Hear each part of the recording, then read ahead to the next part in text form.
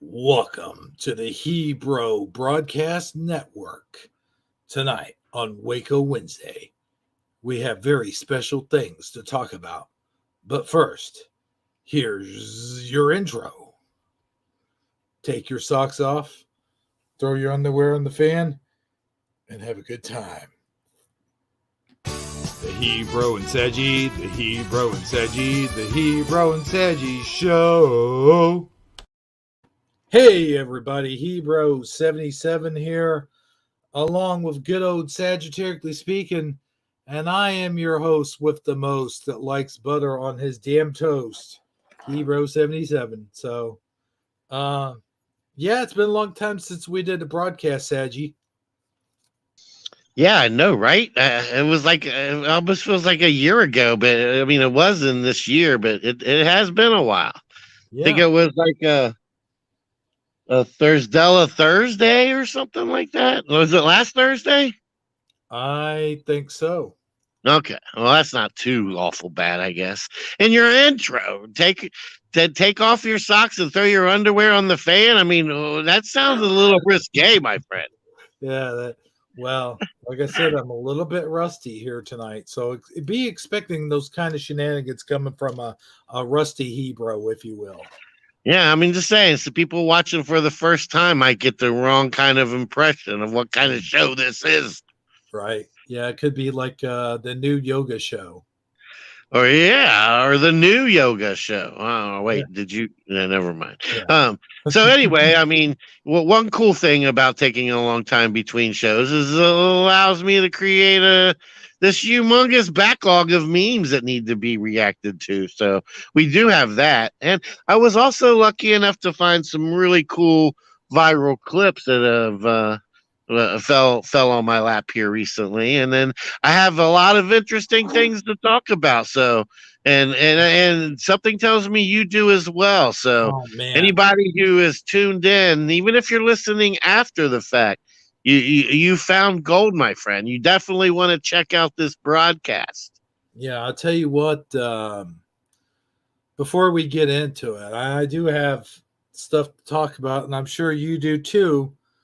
Um, Considering a certain illness, but I won't get into that just yet. I want to Oh, talk. did you get the chicken pox again, my friend?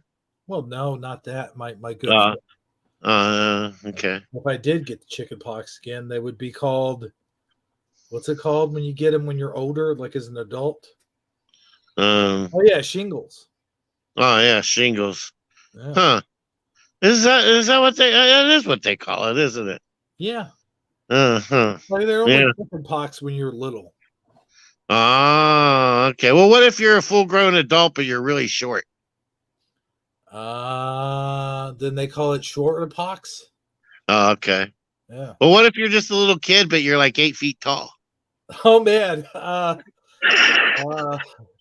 Well, that's giants doing giant things, my friend. Giant kids doing giant things. Okay, Yeah, I, getting I got giant you. illnesses. Yeah. Now I understand. All right, Uh-huh. all right. Well, that's enough of that. So, yeah, what else were you gonna say? I don't even remember. Oh yes, I hate Chuck Schumer. Um, I just wonder. Let's do a little test here. Let's do a little test to see who actually watches this broadcast. By the way, we have a Go Kart Bob in here right now. Yeah, he said everybody's over at Keith's dad's channel hanging out. Well, maybe we went to the wrong Wow. party, my friend. Yeah, tell them to get over here, man. We're having a good time over here. Well, I think they're telling us to come over there. No, they need to come over here. Oh, they need to come over here. Okay. Yeah. I don't know.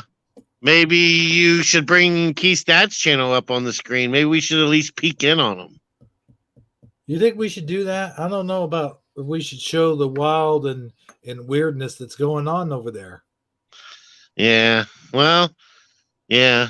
I I can see why you might have some reservations about doing something of that nature. I mean, can you live stream somebody else's live stream while they're live streaming? I have live streamed someone else's live stream while they were live streaming their live stream. Oh, well, then in that case, let's live stream their live stream while they're live streaming. Yeah.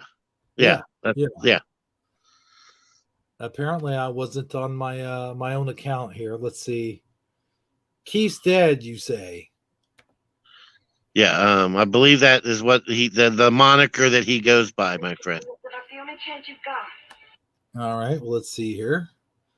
Looks like he's got Philo Fire, Michael Fontaine. Let me share my screen here.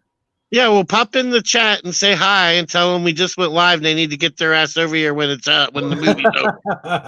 Well, hold on, no. Let's spy in on them first. Okay. So I'm sharing my screen here. All right. I mean, yeah, we want them to finish their movie. I just hope it's you know. It looks like they're almost. I mean, look! the only thing she knows of him being innocent is he told her he was innocent. That's like 90% of criminals. It's like me telling everyone I'm not putting one. I'm putting. Frank! You will. I'll tell them where you are. Oh, Frank! I can't open Please this don't do easily it. openable door. I'm sorry.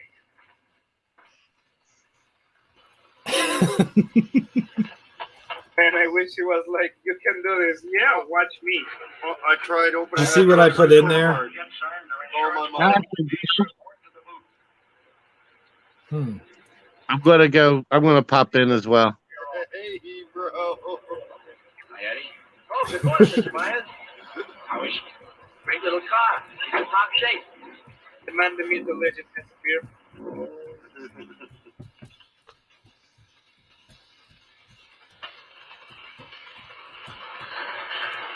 Help!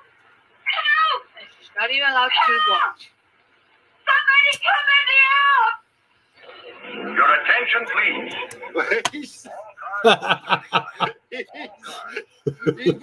Ebro is streaming our stream. I love you, Ebro.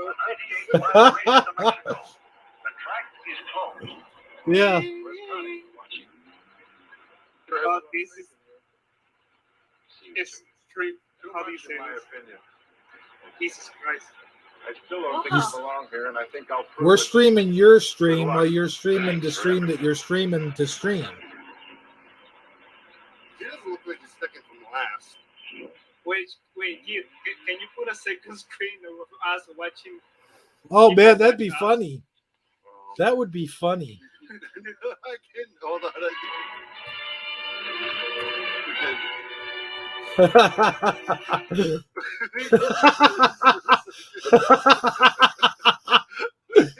Oh man. I want to see what We're happens. gonna take a little bit of a break so we can watch Ebro watching us. Hey guys. Hey Ebro, we love you guys. Oh my God, that's intention. Let's go. Woo! I feel like I've went into a parallel universe, my friend. Yeah, I know, right? No, let's get the movie done. Okay, all right. We'll all pop over to the Hebrew. Yo, I can see this.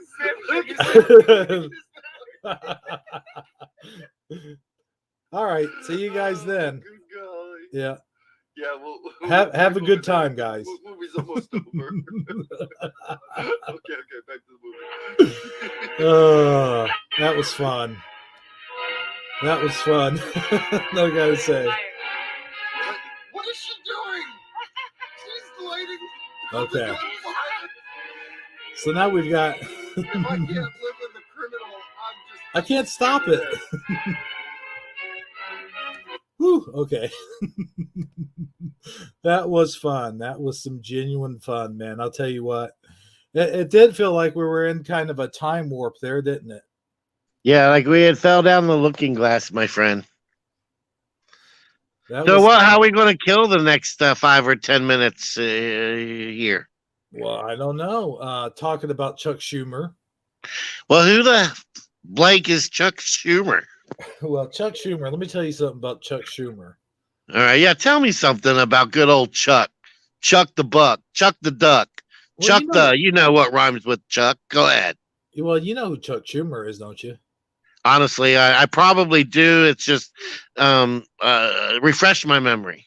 Well, he's this little weasel guy here. Well, check him out. Hold on. By the way, that was some good, clean fun right there. Watching them, watching us, watching them while we were watching them, watching us, watching them.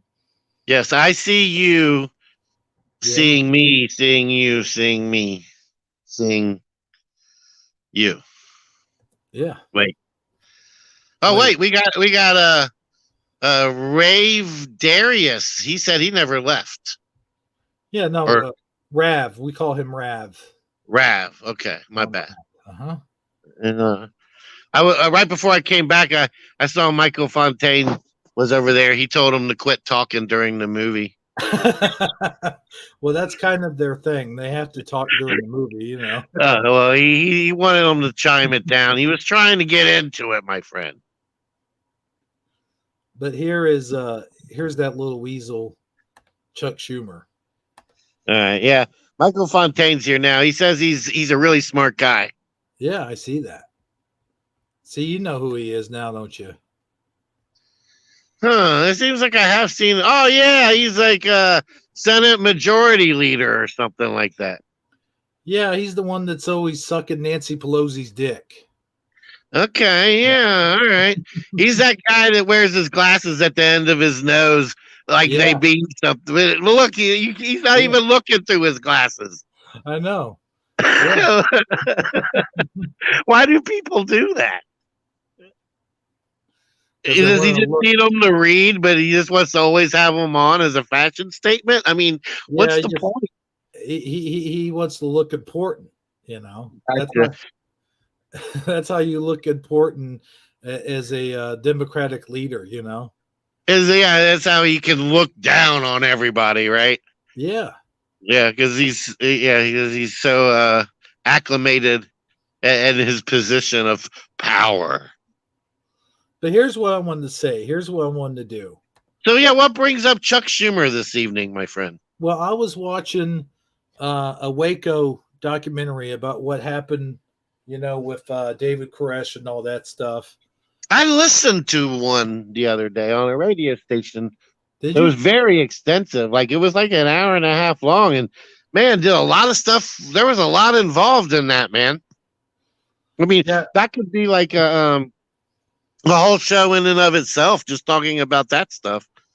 Yeah, well, there was a lot of stuff going on, and during the Inquisition, if you will, they were talking about how the FBI shot first, or whoever shot first, and good old Schumer was like, "Well, what difference does that make who shot first? Like, they were shooting at the FBI and all this stuff." Like he was really trying to back the other side, you know, and. Yeah, he was trying. Yeah, he was in defense of the official narrative, and that makes sense, being who he is. But keep going. Yeah, and he was really like everything that they questioned, like he'd throw right back at him. Wow, blah blah blah, you know. And he's just a little weasel of a guy. He's a little weasel of a man. I can't stand him, you know. It just you see him how he was back then. I mean, we're talking about 93. He was in office in 93 and he's still in office now. It just grinds my gears, you know, but here's the reason why. Okay. I have an experiment. All right. Well, yeah, go ahead. I want to see who actually watches our show. And the first thing that came to my mind was, well, why not threaten someone? So, all right. Well, you got to be careful. There's like you can get arrested on doing that kind of stuff. I don't want to like violate YouTube's terms of services or anything like that either, but just a fake threat and like a joke, you know? Well, yeah, but I mean, how about if you just threaten to like pour water on their head or something? Well, no. Here's the scenario I had going in my head. Okay, go ahead. What I would like to do to Chuck Schumer, right, is to take his necktie, okay, and put it in one of those press things where you wind it, you know, with a crank on the end. Yeah, you know, I'm familiar. Kind of like a pasta roller. Yeah, just get it to where it's not going. A nut smasher, even. Yeah. And Yeah, just keep going. get him as close as I can to his face, and then take his glasses and stick them somewhere. Well, where are you going to stick his glasses, my friend? Well, I'm not going to mention this on YouTube again, like I said, because I'll Oh, get in okay. trouble. Because they'll But think something it's like, tells me they will have a slightly different aroma when he pulls them back out. yes, yeah. Okay. So if Chuck Schumer's watching, then he would call us out on this. You know, He will no longer want to wear them at the end of his nose, is what you're saying. yes, exactly. Okay. Oh, that ties it all together nicely. Hey, speaking of tying stuff together, have you ever seen the Big Lebowski? I saw the medium-sized Lebowski and felt that left me feeling quite content. Really? So I didn't feel the need to supersize it, my friend. Oh, okay. But yes, I am familiar with the movie. Well, you know, it makes me feel the way that guy feels in that movie about the way things are going in our world lately. Like someone peed on my rug, and and then I went and got a rug from the guy that was responsible for the guys who peed on my rug, and then when I got that new rug, someone knocked me out and took that rug while I was knocked out. That's the way the voting process. That's the way I felt. What happened to us? Okay, yeah. You know. Well, yeah. I feel your pain, my friend. I feel your pain. We have to say things in code because we can't actually say that the what was stolen. So we'll just say the rug was stolen. Well, the rug was definitely stolen, my friend. I mean, it was sent to India for like shampooing, and then it went to China, and then it went to Canada, and then it went then it came back to Georgia, and went to Michigan, and it went all over the place, man. Yeah, that's one traveling rug. Yes, it is. But that's the way I feel about it. But now, enough about that nonsense. Let's talk about our illnesses. All right, yeah, illnesses. I don't. I mean, I'm personally feeling okay. How about you? You, on the other hand, you're not so much. No, I'll tell you what. Now I'm going to talk about this in the most way that we could talk about it without getting in trouble on YouTube. Well, you're allowed to talk about your personal stuff, man. Just don't try to say anything that you're not allowed to say. Well, here's the deal. All right. The deal. So my mom. You mean the thing? No, I mean the deal. Oh, okay. If I meant the thing, I'd say here's the thing. You know the thing. All right. Yeah, that's true. I guess you probably would. It's not like you don't know the thing. No, I don't know the thing. You know the thing. What do you mean you don't know the thing? I don't know the thing. You know the thing. Well, I know the thing. You know the thing? Yeah, I do. Okay. But go ahead. You were saying your mom? Yes, my mom tested positive for the virus. Oh, man. Well, let's just say, what are we going to call it? Well, just the virus. I mean, the virus. Okay. All right. Go ahead. And about 3 days later, and this could be just a coincidence. I'm not saying that I had the virus, but, I never got tested for it. Okay. So I don't know if it is or isn't. So I'm not saying either way. Okay. All right. But about 2 or 3 days later, I was laying there, and I all of a sudden all my joints felt achy, and I felt headachy and dizzy and just tired, like I just wanted to sleep all the time. And it got to the point where I got so achy where I was taking Tylenol 3 or 4 times a day for the past 3 or 4 days. And oh, wow. Yeah. And I was sleeping like, I don't know, 8 or 10 hours a day, I would say. And I just felt drained, just like I had worked a 30-hour shift, and was just feeling achy in my legs and my chest and my back, and just kind of all over body achiness, you know. Okay, yeah. And but I didn't have a fever, and I didn't have a cough, or wasn't sneezing or anything like that. I did have a sore throat though, and I was clearing my throat every 5 seconds. But other than that, I didn't really have anything but fatigue and body aches. All right. And Well, I mean, you could still probably find out if you've. I mean, even if that wasn't. I mean, it is possible, I guess, that you may have had it at any Yeah. time and had low symptoms or something, or been even symptom free from what I understand. But oh yeah, yeah, I mean, I can see how you might. It would drive me crazy though, not knowing for sure one way or the other. well, Not that you. I mean, I don't want to get too into it, but I mean, I guess even the way that they, verify it isn't. I guess probably got 100% accuracy. I'm trying to be, generous here. yeah,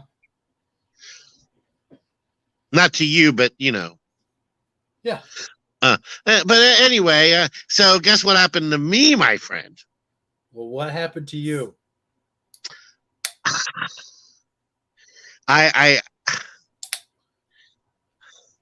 I'm kind of ashamed to say it on the air.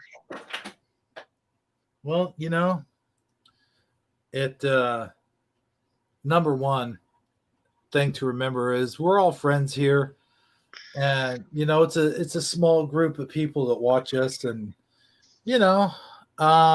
everyone that watches this knows who you are and knows how you are, and they know you're a genuine person, and they know that you would only do certain things for certain reasons if you had good reasons, right?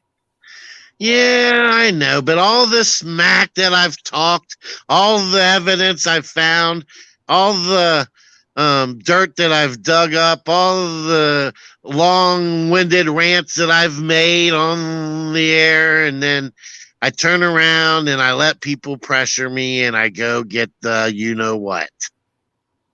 Yeah. I went with the J&J, my friend. And I found I didn't go to a Walgreens or a CVS or a shopping center. I actually found a doctor and went to a doctor's office, and I found a homeopathic, I guess is the word. Yeah. Like a new age doctor. So she was really cool, man. Like she was real down to earth. She's into all natural remedies over prescriptions whenever possible, all that type of jazz, Mm-hmm. I get there and I pull up and I go in and I have to fill out the little form, with my name and my information so they can put me in the database, so that, Biden knows that I went and did it so that he can, I can quit being a second class citizen and all that jazz. And the lady's walking me down she's walking me down the long hall down to the the room. Green Mile. Yeah, it's like the Green Mile. That's what it felt like. To take me to the room to go do it in, and and she's telling me as she's walking me down, she's like, I'm gonna have to sit with you for about 15 minutes in case you go into anaphylactic shock. And as she's walking, it's like the old movies, like the old scary movies. It's like, when you see like the butler in the Addams Family, he's like, walk this way, Right. He's taking off, and it's like she's got that slanky walk to her, doom, doom, doom, doom, doom, doom, and she says that to me, and then she turns like she has to, the hallway is so narrow, she has to stop and turn and look at me and says, "But I've only had to do that a couple of times." Only a couple times. Yeah, she said the anaphylactic Yeah. shock things only Yeah. happened a couple of times. That was Yeah, as if that was nothing to going to worry be about. so much more reassuring for me. Yeah. Well, Yeah. go ahead. So anyway, go ahead. No, I just are you done? Well, there's more to the story, but I was going to let you say whatever it is you were going to say. No, go ahead, man, because I got a lot to say. All right. So anyway, so she gets me in there, and she explains to me that her assistant had just got back from the health department and she had a fresh batch of them for me. Like that was supposed to be reassuring. Like, oh well, Right. fresh off the truck. Nobody else has had one yet. I'll be the one to find out if this is a good batch or not. And then she goes, and she's got the longest needle ever. It's longer than like a 100 cigarette. It's ridiculously long. It's like you could take the temperature of a 40-pound turkey with this thing. Oh my goodness. Yeah. And, Wow. I don't know if they even have 40-pound turkeys, but if they do, that's what you would use. And she goes, I don't know why they gave my assistant these long ass needles. Oh boy. Yeah. So she goes, and she goes, don't worry, I'm just going to. She does this little thing with her fingers. She's like, I'm just going to use just a little bit. She's just going to put the tip in, my friend. Well, that's what she said. Yeah. Yeah, that's what she said. Just the tip. Yeah, just the tip. And then and then it's got like it looks like a freaking lighter, like the mini Bic lighters. Mm-hmm. It looks like that's how much fluid is in that thing. I'm like, oh my god, it's huge. Anyway, so she goes ahead and she sticks it in my arm, and when she hits the inject button or does the thing with the thumb or whatever, I could feel it. It was like fire water going into my arm, my friend. It was like, oh my god, and then here's the kicker to top it all off.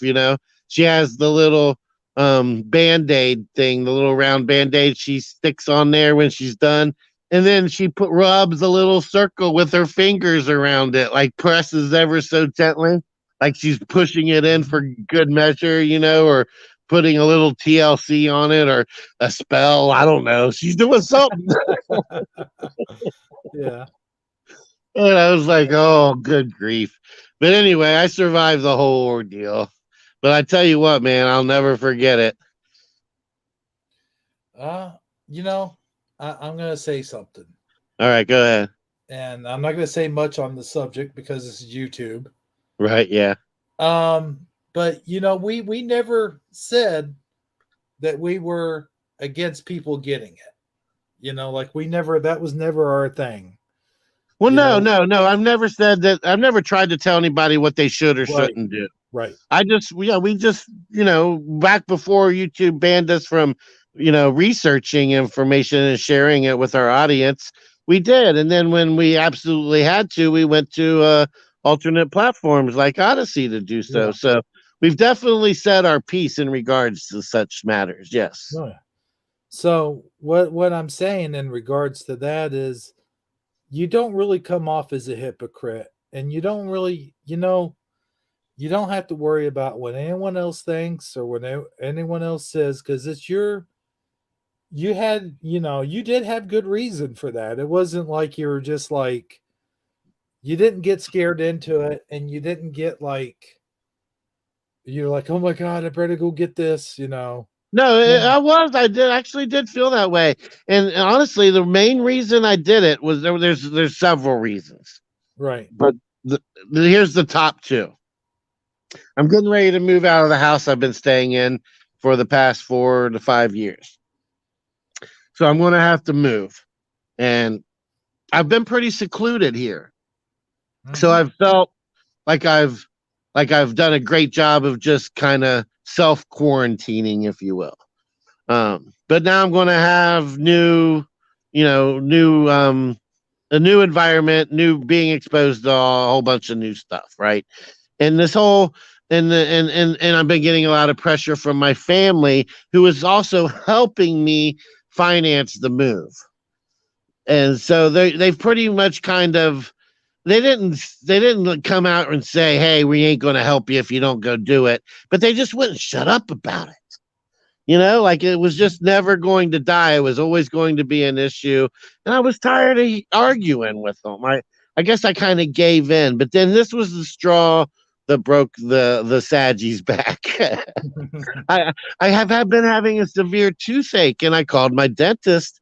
And then my dentist, the first thing, I've been going to the same dentist for the past 4 or 5 years. And the first thing they asked me when I called to try to schedule an appointment was if I've been, if I've had the thing, So, yeah, I was like, well, I mean, I got to get you know the thing. So I was like, yeah, I guess if I'm going to get this tooth pulled, sounds like this is what's going to have to happen. Yeah. So, that's the long and the short of it, my friend. Well, we got a lot to talk about here on the program. But I do want to say this. I want to add this one last thing. I'm sorry to cut you off. Okay, no problem. That doesn't change my opinion. It doesn't change my stance. It doesn't change the vivacity of how I feel. I haven't switched. I'm not somebody different. The truth is still the truth is still the truth. And if I had my druthers, I would have druthered not. But I gave in, and I'll be the first to admit that I could have toughed it out longer, maybe.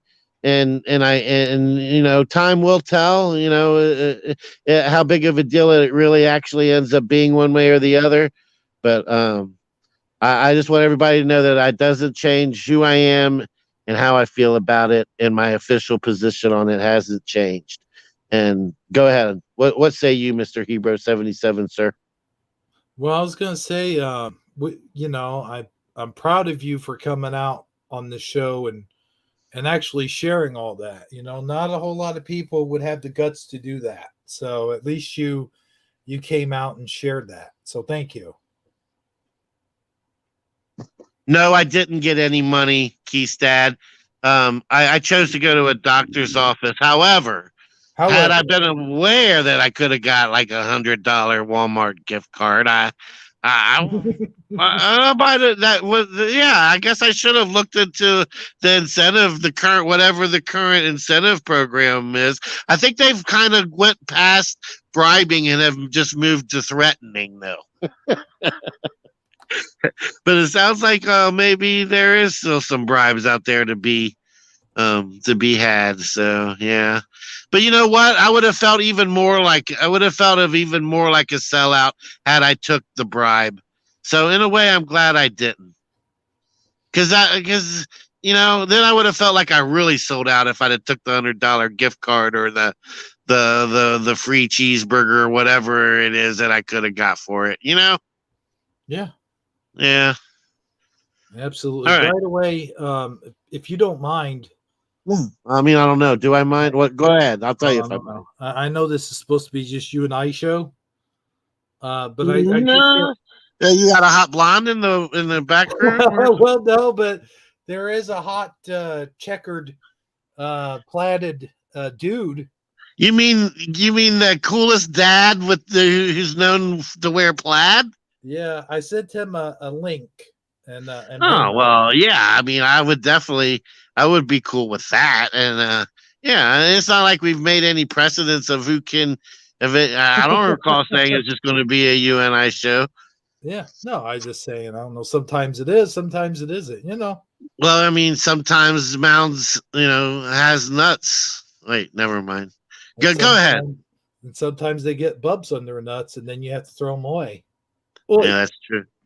Well, ladies and gentlemen, and people of the audience, I introduce to you now the man of our time, the man of the hour, the dad who is totally rad, dressed in plaid. Don't make him mad or he will make you sad. Good old Keith's dad. Oh, hello, everyone. Hey, bro, I need that intro all the time. It always makes me feel good jumping in when you give that intro. But you know, you can just grab the sound bite, off YouTube and just slap it on your channel however you see fit, my friend. Believe it or not, Saji, you literally just read my mind because not 2 minutes ago, I got a message asking if I could ask Hebro if they could borrow something that he said on his on your show here tonight to use for something. And I don't know what it is. I can get the information, but it's Rav Darius asked if he could clip you. Yeah. So how did you like the part of the show where we were watching you, watching us, watching you? I couldn't unmute you because that would have just, we would have had just anarchy everywhere. But that was the funniest thing. Like, I don't know if you know, we've never stopped a movie. So when I saw you pop in, and what I did was I went to your channel. I was like, oh, he's live streaming. Let's go. I'll put him in the background just so he can get the view. I'll give the like and the comment. That's what I do. And so I was gonna put it, but then when I went to the thing, I saw you streaming us, and I was like, oh, we gotta stream him streaming us. That was too funny. Good times. Hey, Go-Kart Bob says Keith's dad sounds different over here than on his channel. I wonder how so. Do you know why? I can tell you why. Is because on my channel I'm doing a bunch of other things. So I'm actually I'm reading every single comment. I'm paying attention to the movie we got to put on. And I've already pre-gamed it with Rav and Remy, Hebro and everybody. And so I get kind of overwhelmed. But here I can just rant about whatever, for the most part. So it's a little but as far as setup, I mean, you're using the same microphone and all that, right? Yeah, I am. Yeah, setup wise, it's exactly the same. It's probably the tone of my voice. I'm a little more, I think I am a little more poppy here, a little more bubbly. But then again, I get that awesome intro and it just really revs me up when I get it. Well, by the way, just FYI, Keystat, I don't know if you know this or not, but Hebro finally made me an intro. Did you? Did you play it this morning? No, he played it on Thursday. Now I think it's a bit extravagant and a bit too long for every time I walk in the room type deal. So I think I need a shorter version of it for to use as a regular basis. But it was still pretty cool for the very first time he presented it. And yeah. So anyway, you have to keep in mind there's been years and years of contract negotiations for me to get this dang intro. I can't even get my host to use the same profile pictures every stream. So and then people like you just walk in and get one on the fly. I mean, I've been with them since day one, my friend. I mean, what gives? I mean, you guys are two peas in a pod. I mean, you really are. But here's a little example of that. Saji.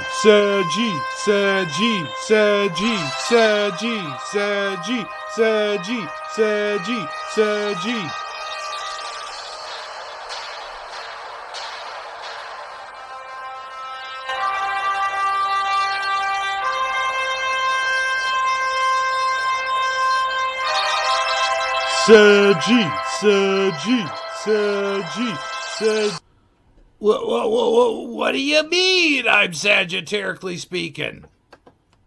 It's one of those things where you're trying to live up to somebody's expectations.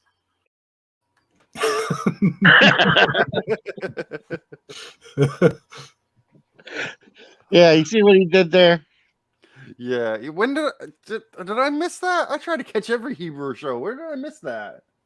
It was Thursday of last Thursday when he aired it. Yes.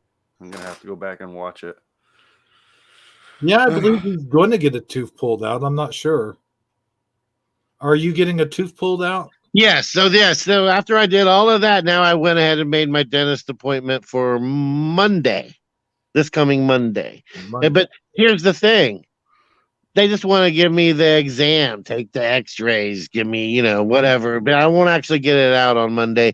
But I have to say, this time I haven't let it get to the point where it's like an atrocity in my mouth that has to come out immediately. I've been a little bit more proactive, so it's not the end of the world. I can take a couple of Advil after I eat, and I can get through it. So it's not I'll be okay. So yeah, I will survive. Go ahead. You will survive. I will survive. So here's the thing. Now we gotta. Whoops. But go, you know the thing. Now we've got to come out with an intro for Rav. We'll come out with his intro. I mean, he's a beast. That one would be hard to do. Rav, I don't know who Rav is exactly. Yeah, he's never been on this show. No. Well, yeah, that's what I was gonna say. Does he? I mean, do you guys want to bring him in? It's up to he, bro. He can come on if he wants. See, Rav. I mean, to give a little bit of intro with Rav is Rav is actually a co-owner of the Keith's Dad channel as well.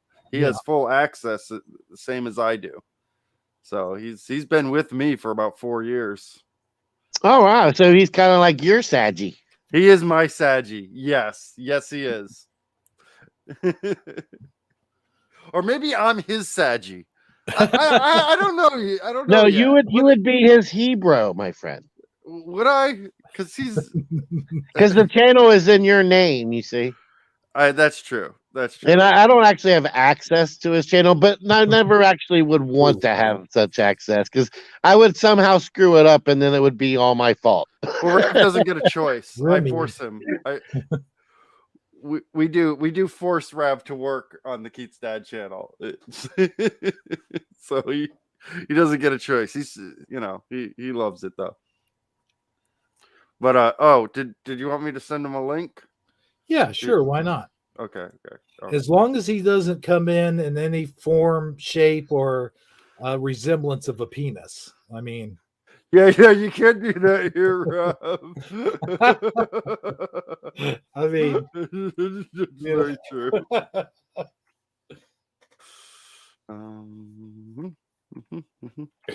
We'll not watch him come in exactly as that. Yeah, but we do have some funny memes to look at and some funny clips to look at. So, it'd be fun to have a little, a little powwow, more extra people to react and joke about them with. All right. We got a lot of memes. Lots of memes. I love the memes. But before that does happen, before he comes in here, have you seen this little snippet of a commercial, Keith's Dad? Hello, I am Carlos. Have you seen that one? No, that's the well, I mean, other than that guy is the one, the most interesting guy in the world, right? Yeah. Well, here, I think you'll get some enjoyment out of this. Hold on. Hello, I am Carlos Monsantos, and I like to drink beer. But when I do drink beer, I drink Sexo beer. That's right, Sexo beer is guaranteed to get you laid every time. I need some of that beer. Who the heck are you, senor?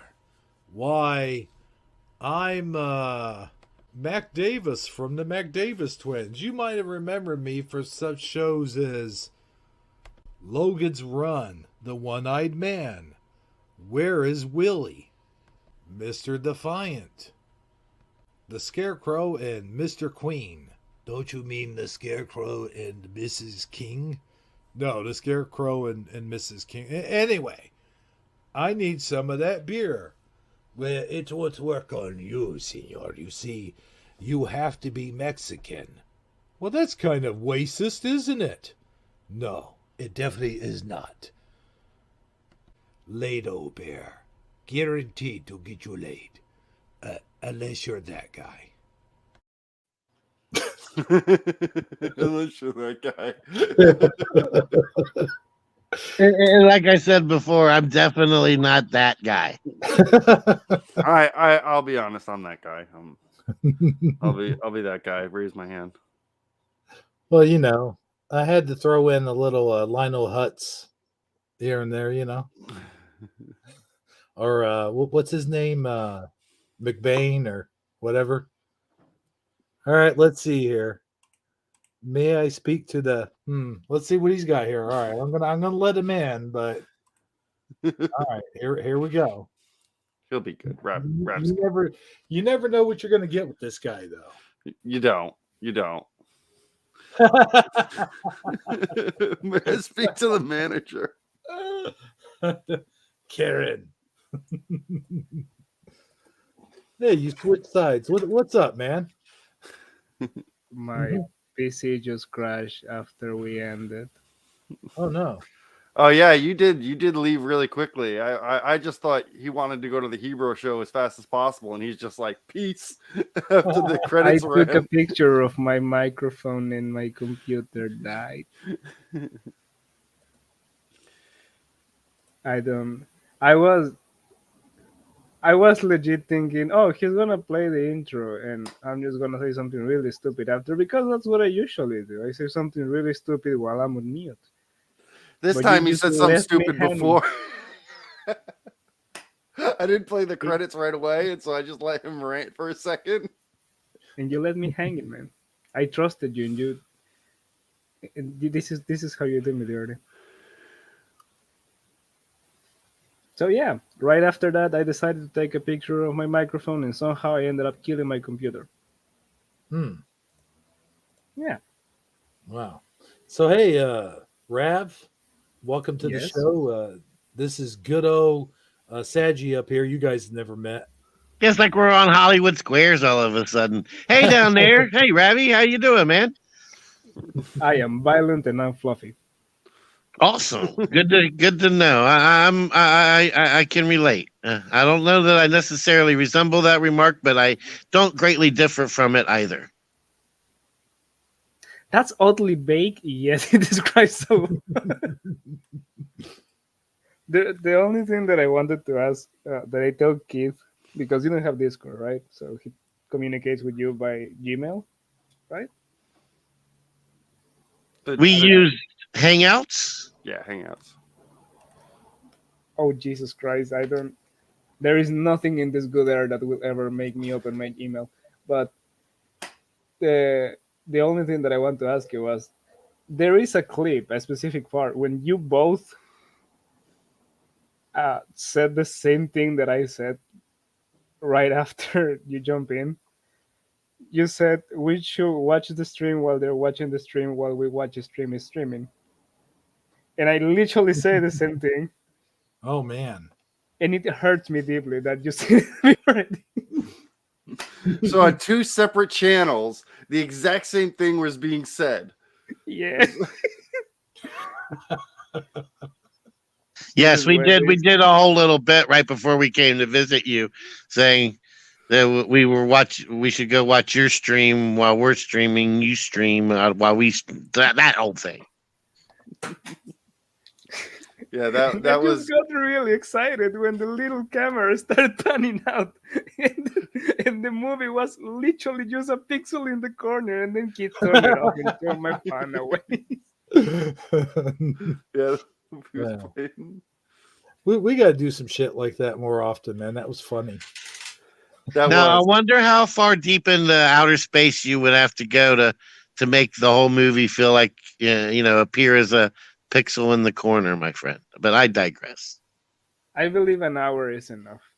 That sounds about right. Yeah. Yeah, I can do that for an hour.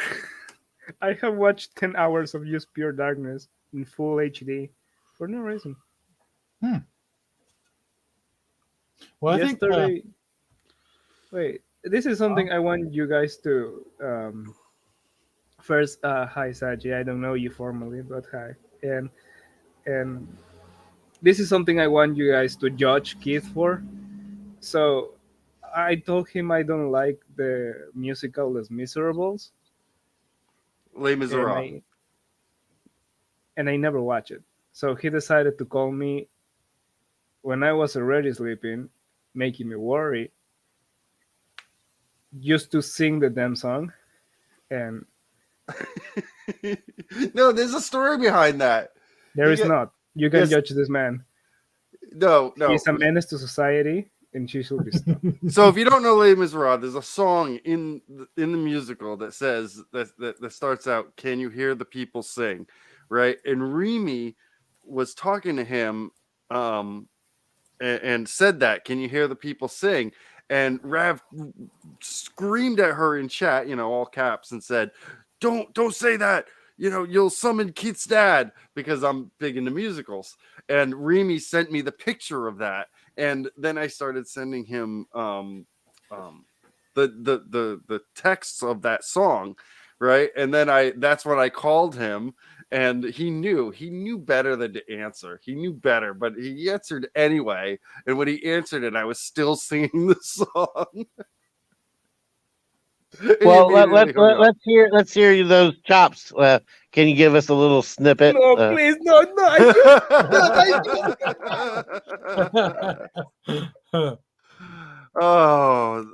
Yes, I can. Yes, I can. Why? Every single time that I join you in a call, I have to hear it. Do you hear the people singing a song of angry men? It is the music of a people who will not be slaves again. When the beating of your heart echoes the beating of the drums, there is a life about to start when tomorrow comes. There you go. Interesting. We should do to him what I was going to do to Chuck Schumer. Yeah, I missed that part. Like I said, I had you guys on mute, but I was watching at the same time. It was like, I'd like to take his tie and put it in one of those grinder things where you just get him up close to me and just pull off his glasses and stick him somewhere. What, you don't think he's a fine, upstanding American patriot? I don't get it. Sure, yeah. That guy, you know who he reminds me of? And I think if you put the pictures back to back, you remember that wrestler, the WWF wrestler IRS? Remember him? No, but Oh, so man. he hits you with the taxes? No. He hits you with the taxes. Oh, he does, doesn't he? Oh my gosh. Mike Rotunda. Yes. Yeah. Does he not look like him? I mean, a wormier version of him, yeah, but yes.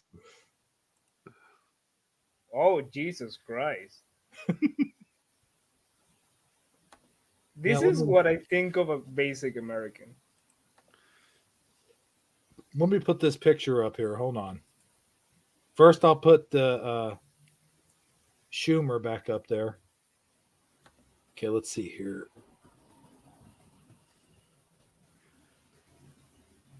I did watch the State of the Union. That was what was today? I did watch that today. That was I heard it was like 2 hours long. I've seen a couple clips of it, and I heard he really pretty much just it was a big nothing burger for the most part.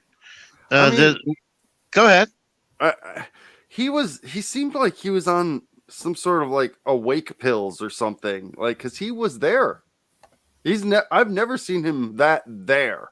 And that's one of the other things I heard. And he did it for 2 hours. He even took questions and everything, right? Yeah, I mean, you can't say he didn't answer questions. He did answer questions. I will give him a little bit of heat because I mean, at first he listed off names. He had a piece of paper with the names of the people he was calling on at first for like the first 45 minutes of answering questions. He was just calling the liberal media to answer the questions. And then Peter Ducey from Fox News just like stood up and started talking over everybody. And I heard he asked them, like, you've been president for such and such 2 years, and what do you feel like you've accomplished anything or something like that, right? Yeah. I think the question that was most memorable was what do you think about people, or why do you think people think you're mentally incompetent? Was the question Yeah, that was that's asked. what he asked him. Yeah, that's it. That's what it was. And his answer was, I don't know. And then next, that was it. Just I don't know. That's Okay. crazy. Here's Chuck Schumer, right? I wish I could do a side by side, but there's Schumer. Yeah. All right, let me take that down. And here is the IRS guy. Let's see here. Yeah, am I still sharing? Nope. Oh crap. Okay, hang on. There. I mean, it's pretty damn close. Yeah, I mean, not so much in his exact way of his appearance, but the way that he wears his suit, the way that he wears those glasses halfway down his nose. Yeah. I mean, yeah. Oh Give me god. taxes or give me death. Yeah, that's what he says basically. He comes in, beats you up with his. How should I know? Hey, the other night, Sadie, you missed it. You should have been there. We were having all kinds of fun in the backstage area with our avatars. Oh yeah. The picture Rav did take, by the way, that I told them can never be shown on my channel. I'm gonna use it. You're never gonna notice it. I'm gonna use it. I mean, on my intro, you put in Remi's food for some reason. No one will ever know. But yeah, just to give you an idea, is I actually did take before pre-game. Me and Rav had a meeting. We had a business meeting, on the channel. That's what you should do sometimes. You come up with Wait, ideas those are and stuff like business that. meetings? Those are business meetings. Yes, I've decided, and I told Rav, I go, Rav, we're creating a brand here, and I need you to have a brand identity, because if you've noticed, Rav changes his picture constantly, and he doesn't even call himself Rav. He's incapable of brand recognition. Well, let me make it worse for you. His brand recognition is lack of brand recognition. There you go.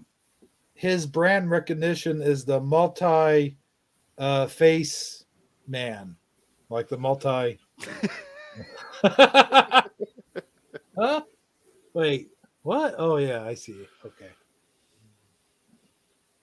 that is his brand. Hey, look at what Sedgy did. See? Oh, yeah, that is Saji. Yeah. Oh, that was Saji. Oh no, we lost Rav. Wait, what? We lost Saji. Did we lose Sadgy? Yeah. We lose Sadgy. Oh, we lost it. See, he messed around too much. That's what you get. Keep clicking through those options. He's got to be there somewhere. 3G. I'm gonna take this. I'm gonna see how far I can take this. Give me a second. Zoo. I think Rav has decided that the Satan's Cheerleaders is probably the worst movie we've watched so far. I'm gonna give a quick example of what I took a picture of. What? I mean, you can tell. Huh? Oh no, you can't. What the? No, that's our pre-show. Remember the pre-show? Ah, okay, yeah. That's Rav is the plane. I see. Well, let's see if we got Sedgy back. There we go. Sedgy. He's Chuck Schumer. Wait, is that Chuck Schumer? What is that? Yeah, that's Chuck. Dang, he looks old now. Yeah. That is your question. There's not the question why he had to left to return as the Schumer. Why? Whoops. Yes. He just changed it.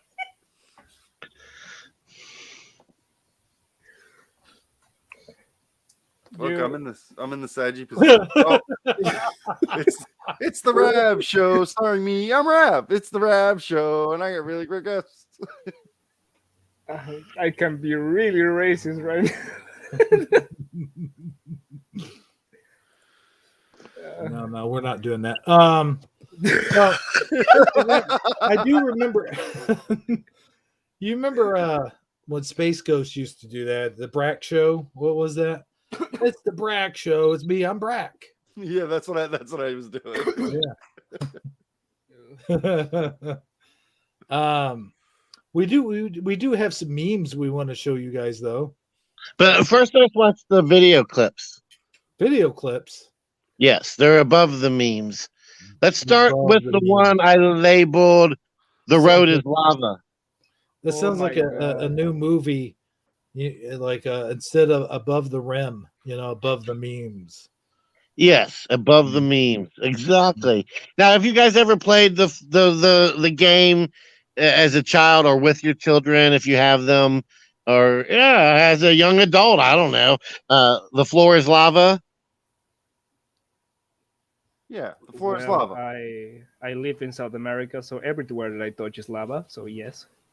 Okay. All right. Yeah, and you end up breaking furniture and everything, trying to not walk on the floor or whatever. Oh, I broke my face. Oh well, yeah, that too, maybe. Yes. Well, anyway, this is that's all. I thought this would be the appropriate thing to name this clip is "The Road is Lava," and you will see why when you see what happens. I just want to point out that it made me so happy that you say you label something, like you actually prepare for this. It's not like you just throw something at the wall hoping something will happen. Oh yeah, Speaking Sanjay of- does a lot of work. I do that a lot of times as well, but no, I'm actually prepared this time. Is Makes this me so happy, man. the right one? Oh nope, that's the wrong one. But let's go ahead and look at this one. This one is called "Traffic Lights Are Overrated." Yeah, I see that. Well, let me.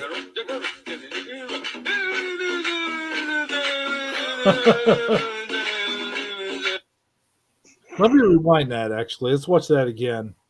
I mean, they are very synchronized. Oh my gosh! That's a police car right there in the front doing a U-turn, and I can't believe the guy on the bikes just go have the nerve to and the guy walking like he's not even scared, like he knows nobody will hit him. Yeah, that's Not a single one of them has lost their pace. I know. I like that song, by the way.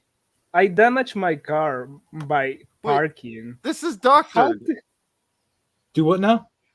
All the cars were the same. Did you notice that? Yeah, Yeah, there's yeah. a lot of them were, but not all They're of them. pretty much all of them. Let's look. Let's give it a little more scrutiny. Let's look at it one more time. One more time. Well, you're wrong. No, I'm never wrong. I don't think they were You are- all the same. every- I'm never. Single time See you're the vans. The vans are all the same. That No, just it's went by. different. Look, No, look But at what that. about Look, there's a police car too? look at the 3 bikes Yeah, in the there's- background. See the 4 bikes. See the 4 bikes. Right. Like they're doubling them. to See create the vans. more- The Yeah, 4 these bikes. two are exactly the same. Yeah, Keep going. Keep going. We're Over not there, done the yet. same. yeah. Do it like it got about 4 or 5 seconds and pause it again. Oh, see all. Okay. Okay, now There's the police car getting ready to pull out. there's 2 police cars, and they do the exact same turn. Yes. True? And there's 2 white Yep. cars, exactly the same. Yep. Yep. Look at the 2 runners. Yep. They're bikes. superimposing the images. 2 bikes, 3 bikes coming. Yeah, that's what they're doing. Oh, look at all the red cars now coming. Yeah. Yep. It's still pretty cool though. It is really cool. Yeah, look at them. Look at they're all the same car. Oh, that just gave me a headache. Jesus Christ.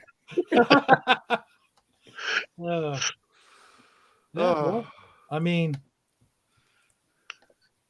And they did pick a good audio to go with it. yes.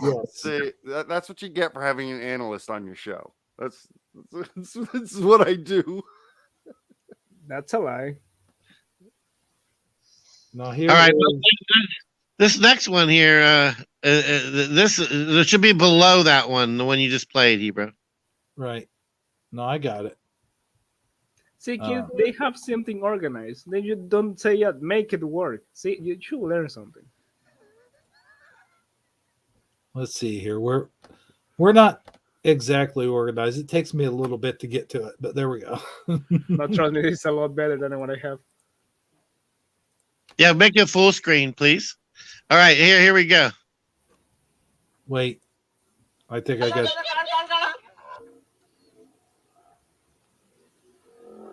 Okay, so he jumps over the road. Whoa. Whoa. I believe I can fly. But why? Why is he so afraid of the road? What? And now he's dead. I mean, I think he's just showing off.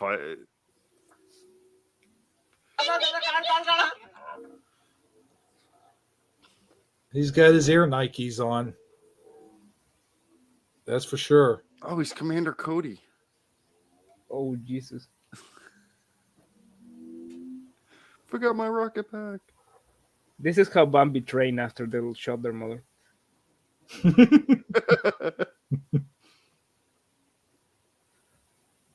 Bambi, no. What is that sound? I think that's where they're at, the country they're talking in or whatever, like the people filming it. Wait.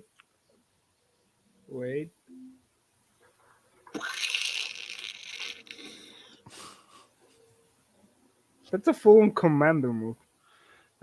I mean, maybe they're trying to be the next Santa's reindeer. True. Did you know when you ask, what's it called? When you ask the virtual assistant for Apple, how's it called? Siri? Siri will tell you some reindeers cannot fly. So what is that supposed to mean? There's like some reindeers cannot. Well, yeah. that leads you to believe that maybe some can, huh? Yeah, that's what I'm saying. Like, Yeah, that's what. Wait, kid, can you ask your Alexa? Maybe they just don't want to expose the whole like Santa isn't real narrative to younger children using Siri. I just did, and I got a very odd response. That's why I was muted. What? Do you want to hear it? Yeah, let's hear it. Alexa, can reindeer fly? Long ago, Santa and the elves discovered a special formula of magical reindeer food, which makes reindeer fly. Santa's reindeer eat this food all year long, giving them enough magic to fly around the world on Christmas Eve. That was very weird. There you have it. Ask Alexa. Oh no, we can't say that. Yeah, I guess we can. Ask Alexa who won the election. Just say who won the election. oh, Alexa, who won the election? According to the Associated Press, Democrat Joe Biden beat incumbent Republican Donald Trump in the 2020 U.S. presidential election 51.4% to 46.9%. Joe Biden earned 306 of the total 538 electoral votes, while Donald Trump received 232. Dang, she got real wordy.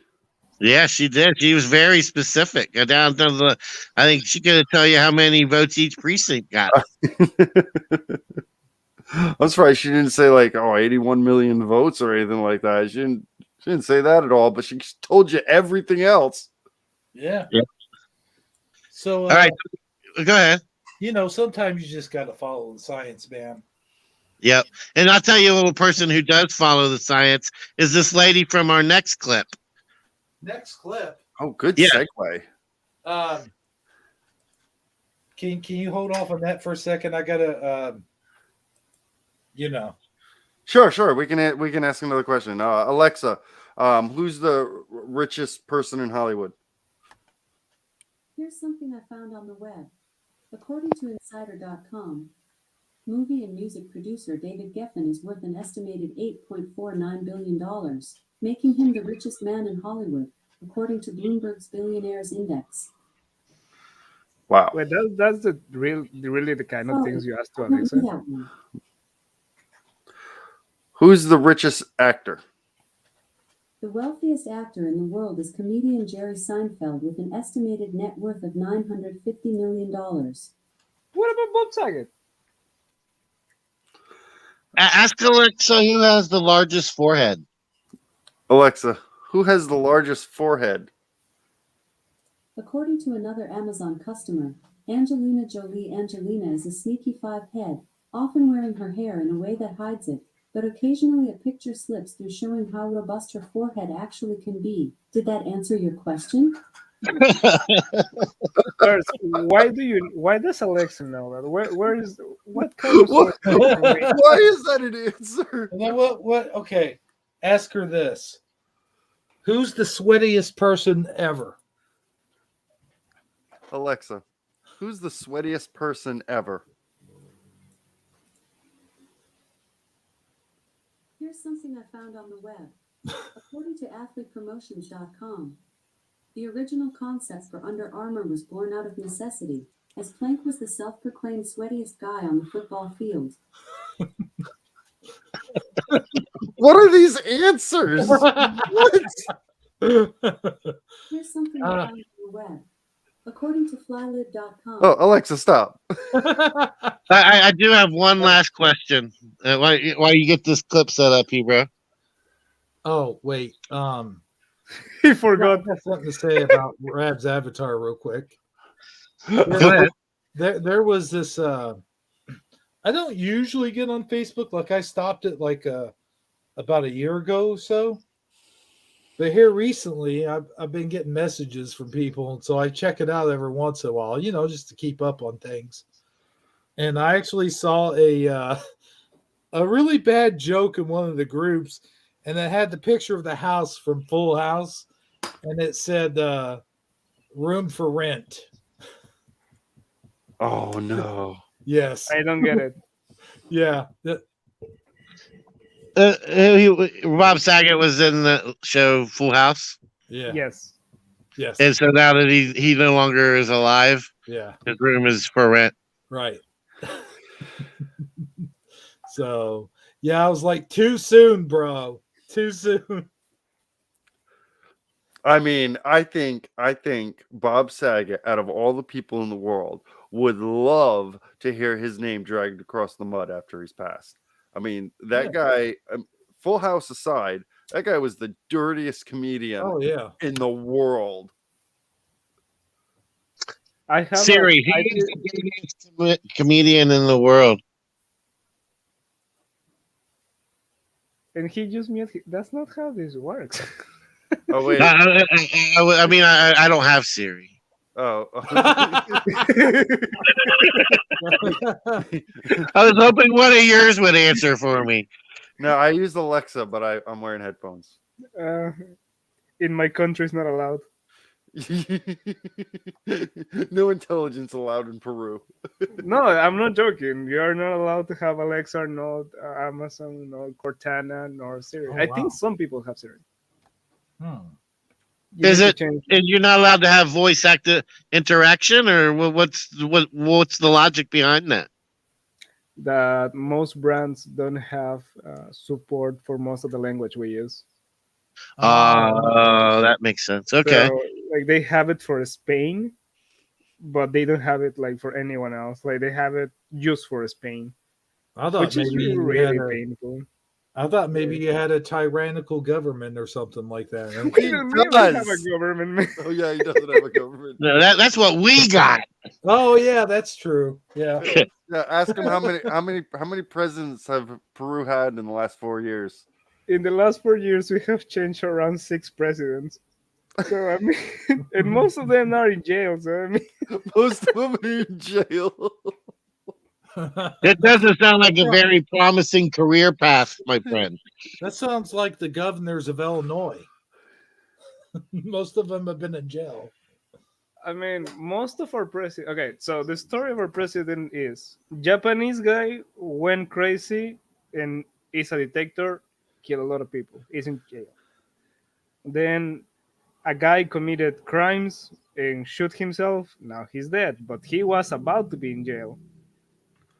Then a guy just sat down and proclaimed himself the president, and this is not a joke, and was the president for a week. And then we changed.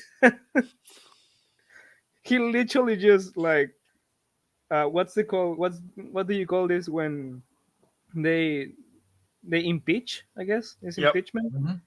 They impeached the president, and this guy, which was from parliament, he sat down in the presidential chair and said, "Yeah, I'm the president now. What you gonna do?" And he was president for 2 weeks. That's crazy. And yeah, so he Sounds like pretty much what happened here, except he's still president. I mean, it's kind of different because 2 kids were shot because of him, and after they knew like it was because he ordered police to go outside. For some reason, police listen to that, but he ordered police to go outside and shoot people. 2 kids died, Wow. and after that, he resigned as president, officially resigned as president, mind you, and. Now, when he was questioned by CNN, which is not even Peruvian, he completely denied being president.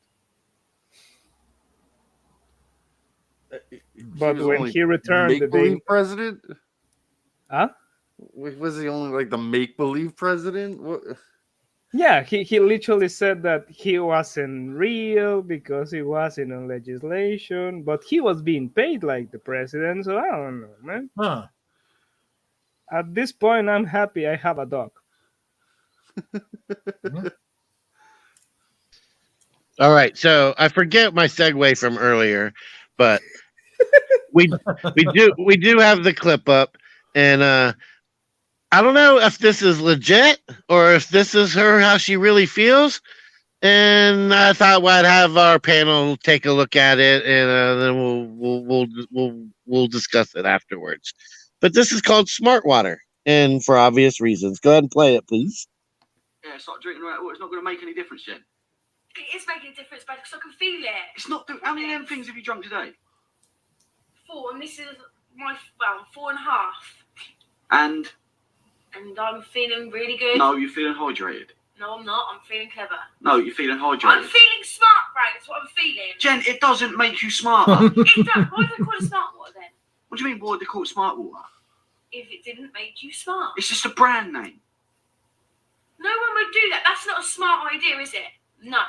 What do you mean? A smart idea would be calling it smart water because it makes you smart. No, it doesn't do that. Otherwise, it's the most ridiculous idea in the world. Why? No, it's for dinlos like you to think that it's smart water, so it's obviously amazing.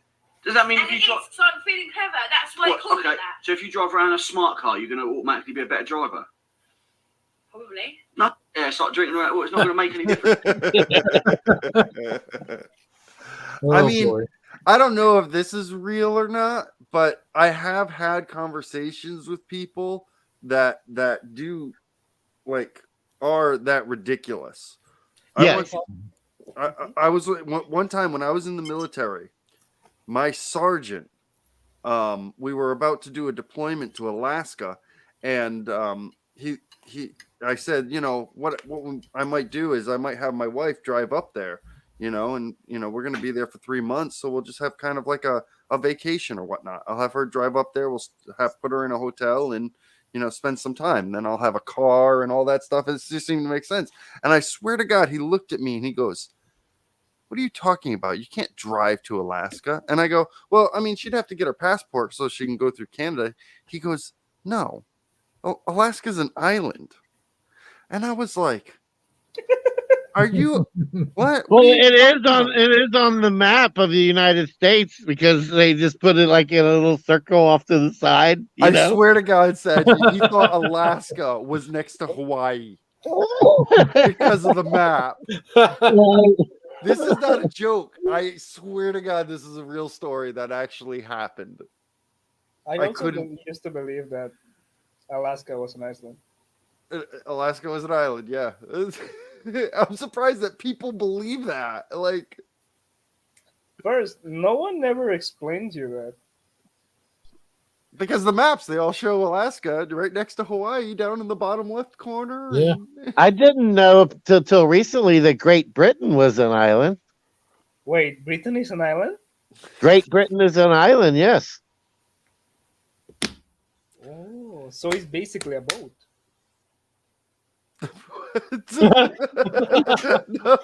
No, that's not what What? an island is. Not at all.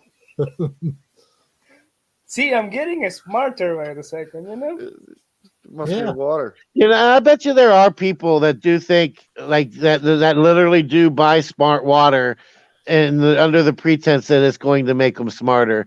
Not that they've ever advertised it that way, but they just say, "Oh, smart water. Well, yeah, I want to be smart. I'll buy smart water, right?" Well, I mean, obviously they're not so smart, or they wouldn't think that the smart water would make them smart. But you get the drift of the idea. back in the 70s, there was he was kind of a, what do you call it? He was a famous pharmacist back then. You know, what do you call famous? But not famous. He was just a celebrity. He was a pharmacist celebrity, right? And he went around claiming that vitamin C cured cancer. He did this for years and years and years. He claimed that what you do is you take ample amounts of vitamin C and you just pound vitamin C and it cures cancer. Guess what he died from? Vitamin C Peace. overdose. Cancer. He died of cancer. There's a new TikTok challenge going around encouraging people to take a half a bottle of NyQuil and a chicken breast, put it on the stove, and boil the chicken breast in the NyQuil so that you can cure that other thing that's going around. You know, speaking of NyQuil, there is a little secret when it comes to NyQuil that I've learned that no one really knows about. So I'm gonna teach you guys. You're gonna love this. I'm gonna be your favorite person forever. The NyQuil you buy at the store now is not the NyQuil from the 80s. You remember the NyQuil from the 80s you took and you passed out? You mean the nighttime sniffling, sneezing, coughing, wheezing, throwing up so that you can get a good sleep medicine? Yes. They've changed the formula. So the ones from the 80s isn't the one you buy at the store now. The one you buy at the store now isn't that same formula. To get that formula, the formula still exists and you can still buy it, but you have to buy it behind the counter now. It's called NyQuil D and it's behind the counter. So you have to ask for it. So I have to go up to the beautiful young pharmacist and say, "Excuse me, miss," and she goes, "Yes, sir." And I go, "Can I get some of that NyQuil D, please?" That's exactly what you do. That's the formula from the 1980s NyQuil, the original formula that is going to knock you on your butt. You always get that one. It's the one with Sudafed in it. That's why it's behind the counter now. They passed that bill where you had to put all the Sudafed stuff behind the counter. Than cough medicine. So walk across over to the far cabinet, squat down, bend over, and pull the drawer open and pull out her contraband. Walk over and hand it to me, and say, "Is this what you're looking for?" And I'll go, "Yes, but I would like to get your phone number in case I have any questions later." How do you think that'll work out for me? Yeah, I don't know. I don't know many people who were making crystal meth from NyQuil, but I mean, It is what it is. Can you make meth from NyQuil? I mean, it contains Sudafed.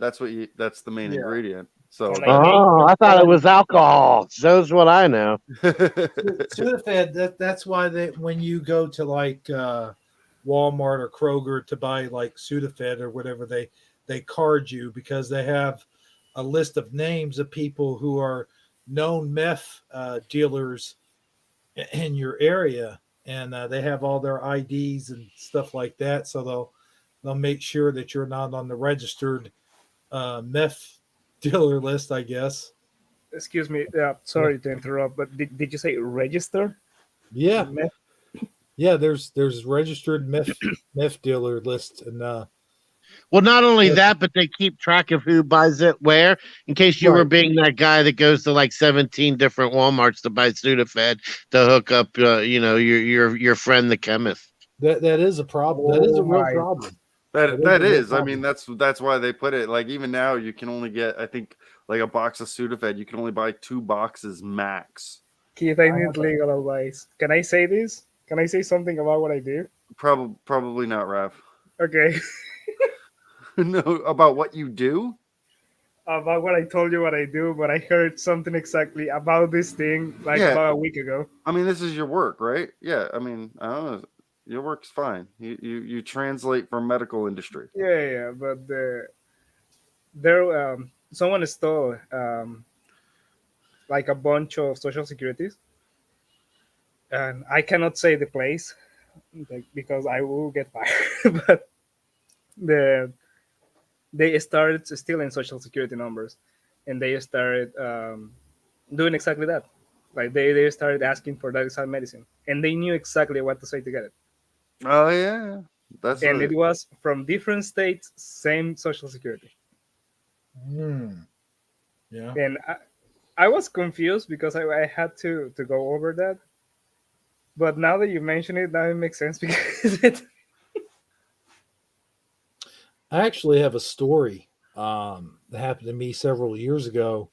I had a friend of mine from high school, and I knew he was a little off. Like I knew he was a druggie and all that stuff. Like he was just a weird guy. But so he comes by and he asked me, "Hey, can you go to the store with me?" I'm like, "Okay, sure."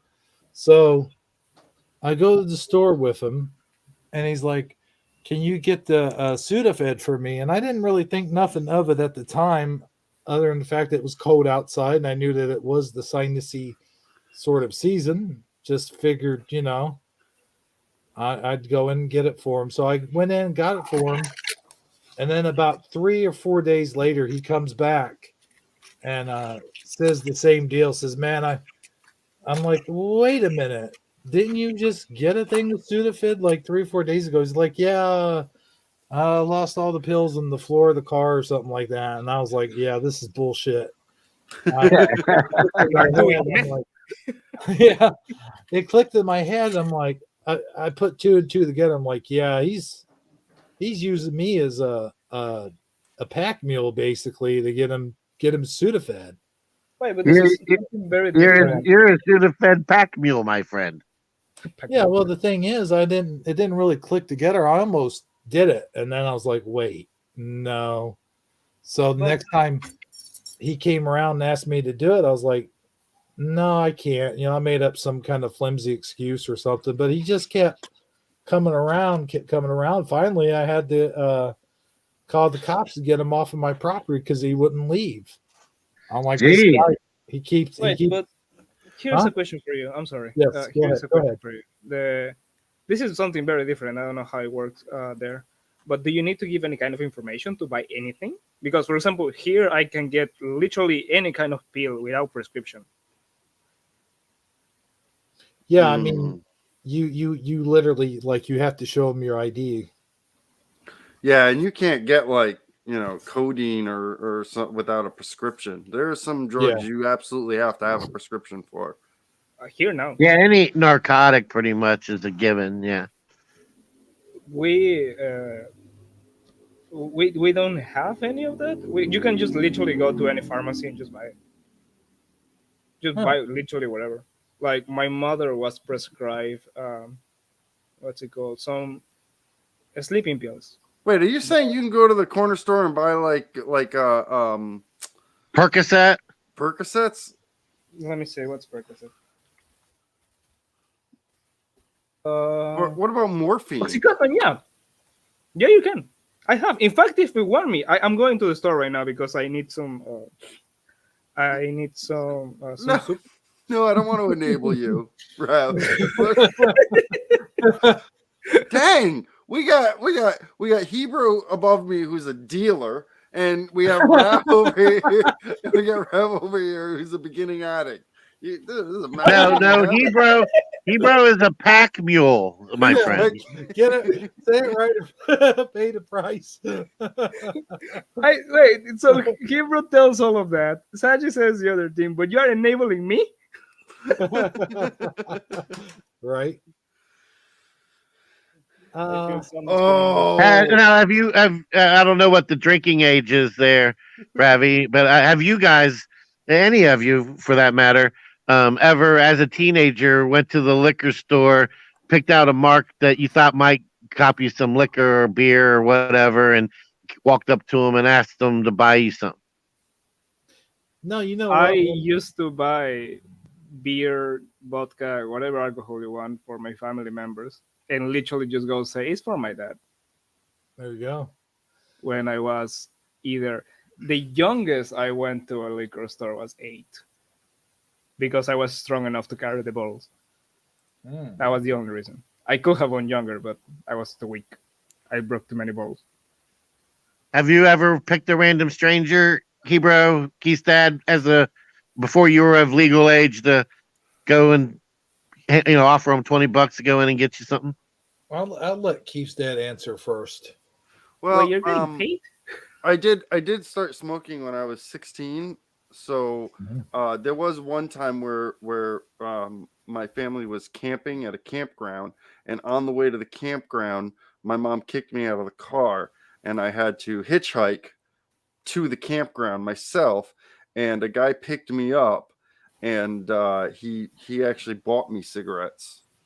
I didn't pay him for it. I asked him if he would buy me a pack of cigarettes, and he did. Looking back, how did I not die or worse? I don't know, because it was really creepy, but it seemed like the right thing to do at the time. Gotcha, Hebrew. Well, when I was 15 or 16 years old, like I could go into any place, and mind you, this was back in the 90s, and I could go into any place and buy cigarettes. Heck, you could even buy them with food stamps, and no one even blinked an eyelash. You go. Yeah. It was some crazy times, Rab. It was this watermelon dubious smoke. But no, probably when I was about 18, and the drinking age was like 21. I could actually buy it myself because I looked a lot older. So I will say this though. I think one time when I was 15 years old, I had some older friends that were in their 20s and whatnot. So they would always go get it. I never really had to ask any complete strangers, because I always had older cousins or older friends or something like that, and by the time I was getting closer to drinking age, I just go into a bar and ask for a drink, and that's before they carded anyone. This was back in the late 90s. Yeah, and I agree. For the most part, I could always find a person of age that I actually knew if I really wanted something like that. Like if I was having a party or something along those lines. I've never really been much of a person who likes to drink just for. I've never been much of a drinker myself, but if you're trying to have a party, or if you're a group of guys and you're trying to hang out with a group of gals, and everybody wants to have a good time, obviously it makes more sense to throw a little liquor in the mix. And so there was one occasion where me and like 3 of my friends all got together, and we all put in like $10-$20 each, something around that. So I had like $40 in my hand, and they told me to go in and cop it, and to buy it. And so I literally tried to go in and buy it, and they ID'd me, and they refused to sell it to me, and I was embarrassed, and I came back outside the front, and I just decided to be bold, and I just asked the random guy getting out of his car as I was walking out with my head down, kind of, scoffing my feet on the pavement, kind of upset that they wouldn't sell it to me. And he goes, "Yeah, man, no problem. How much you got?" I was like, $40. I need a bottle of such and such and such, and you can keep the change, man. Just I'll wait right here. And he was like, cool, bro, no problem. And I stood there, and it was kind of cold. I'd say it's probably in the 30s, and I waited, and he never came out. Like it was like 5 minutes, 8 minutes, 10 minutes, and so I started like peeking my head like through the glass of the door, trying to see if I could see him, and I couldn't see him, and so I walked back inside. And I'm looking all over now. I'm like checking the bathroom and everything, and I see there's a side entrance for the store, like the alley entrance or whatever. And he ghosted me. And I was like, but I saw him get out of his car. So by the time I'm looking at the alley and everything, I walk around the building to get to where his car was parked, and his car is gone. Oh no! Oh man, yeah, he totally took your money and probably bought him some good old Mad Dog 2020 or something. But that wasn't the worst of it. The worst of it was I had to walk back to the car of my group of friends and tell them that I just lost all of our money. The walk of shame. Yeah, I've been there. Yeah. See, I was on the other side of that because when I joined the military at 21 years old. And so most of my, the people that I was with, the people that were around me, they were all like 18, 19 years old. And so I was always the one buying it versus the other way around. Yeah. But I'm going to flip the script on you now. If let's say one of you guys today, like in the near future, you was to be walking into your local liquor establishment, and a bright-eyed, bushy-tailed young man is coming out, and he's like, "Excuse me, sir, I don't have my ID, and if I gave you this money, would you kindly buy me a bottle of this or that or the other?" What will your response be? Honestly, I'd probably have to say no, because I'd be they're really strict about that lately, in my opinion. So I'd feel like if I did that, I would immediately get arrested. That it was an undercover cup the whole time. Bro?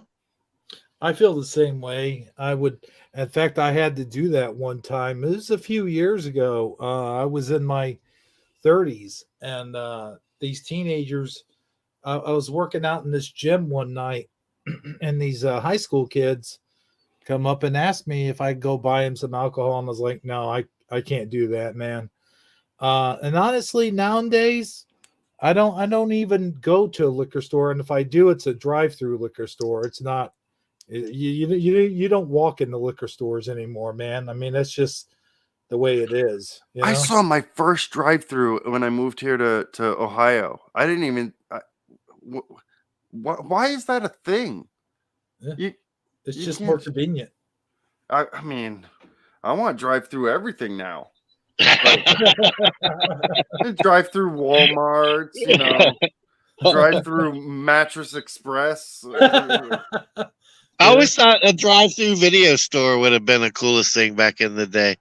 It just but they didn't have like television screens that you could just, where you could see the entire inventory. So you'd have to know what you wanted. But besides that, I mean, it would work. But Rav, do you have anything you want to add to the whole liquor store buying scenario? Rav checked out on us for the moment. Okay. All right. Well, then there was one other thing I was going to say, but now I forgot. What do you guys got? I mean, I'm just thinking. I want drive through Best Buys. Why can't this be a thing? I mean, yeah, I told this whole pandemic thing. I can see how that could really catch on too.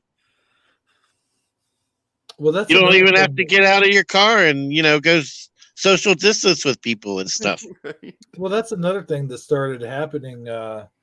Of course, Walgreens and most drugstores have always been drive-through drugstores, but I mean, like, for the most part, you have now you have curbside pickup and grocery delivery, and you can even get all of your like clothes and woes, and like Keith's dad said, even drive-through mattress places are popping up.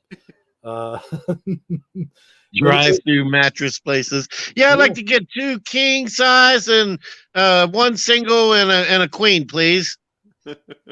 Well, Well, I mean, it's not quite like that. Would you like a bag for that, sir? Yes, please. And could you throw in some extra pillowcases just for the ride home? But Would no, Would you like to donate $1 to the kids fund? They do that everywhere. Don't they? Like, not today. I'll just pay for the items I have enough money for. Thank you.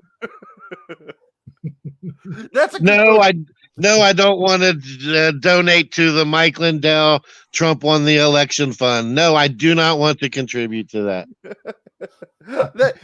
You do bring up an interesting question here, bro. Right? Because I had this. I used to have this argument a lot. Is when I go out shopping, right? If what I think I'm going to be spending, like let's say I plan on spending $10. Mm-hmm.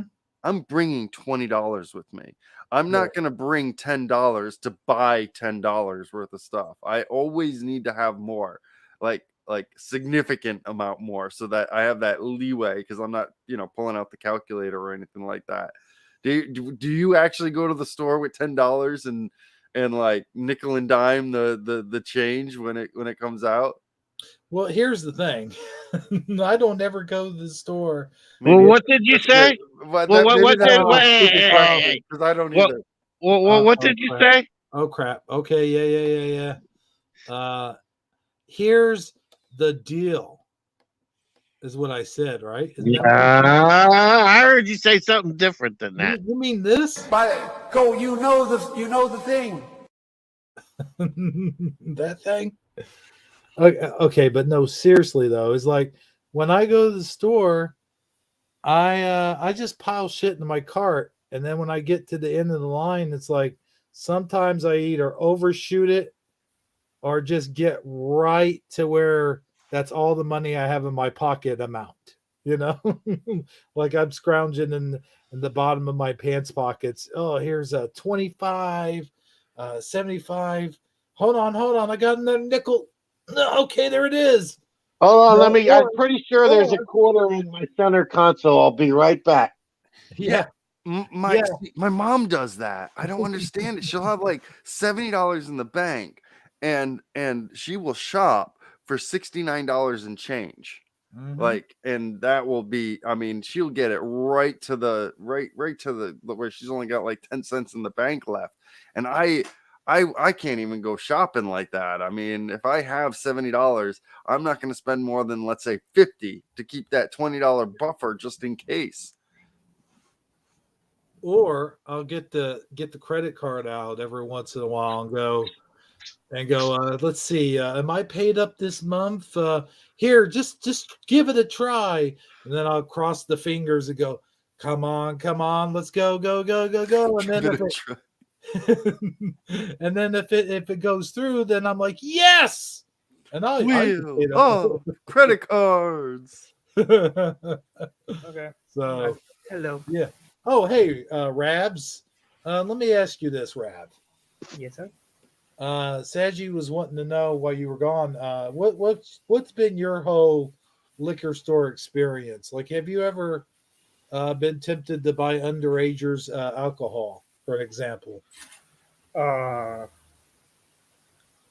never been paid. Okay, so how old do you have to be to buy alcohol in Peru? Good joke.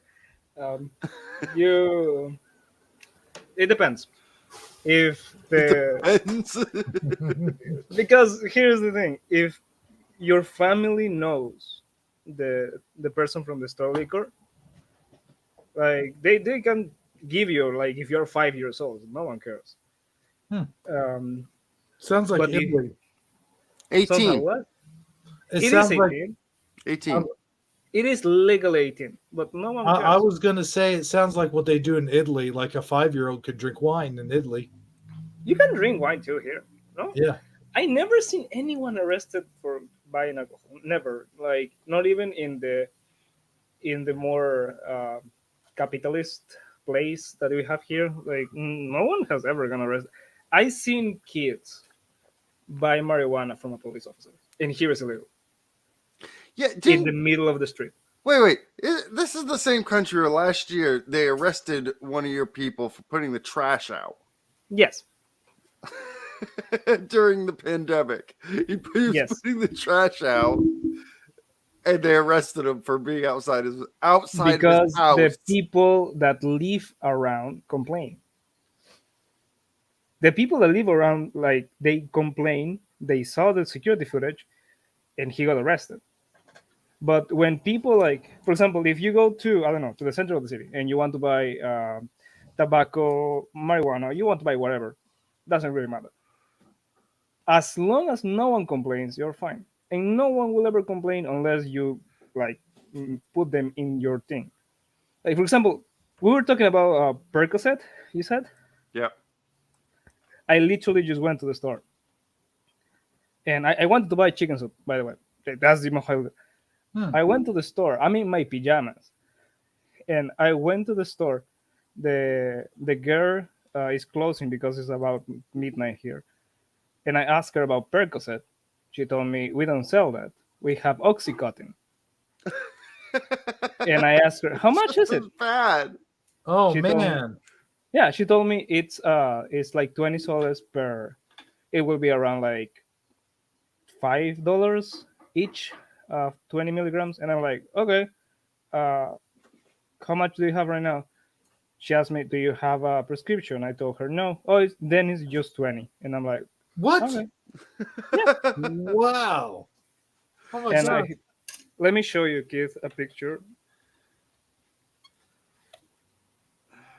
I'm gonna send it to you because I don't think I can show it in the stream. But I literally No, that's I just love crazy. the thing. That is You crazy. you could not do that here. No. Yeah, but I'm so surprised that Americans don't do that.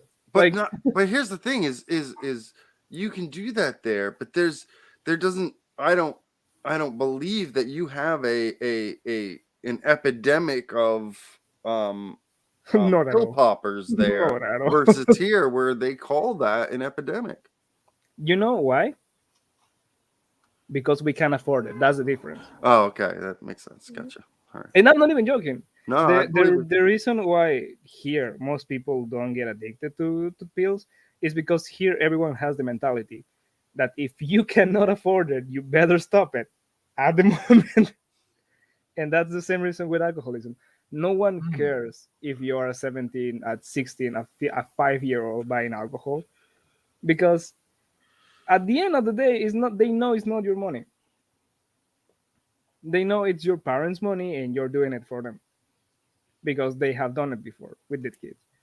My father used to literally tell me, go to the store, buy X amount of alcohol, and tell him to bring it here.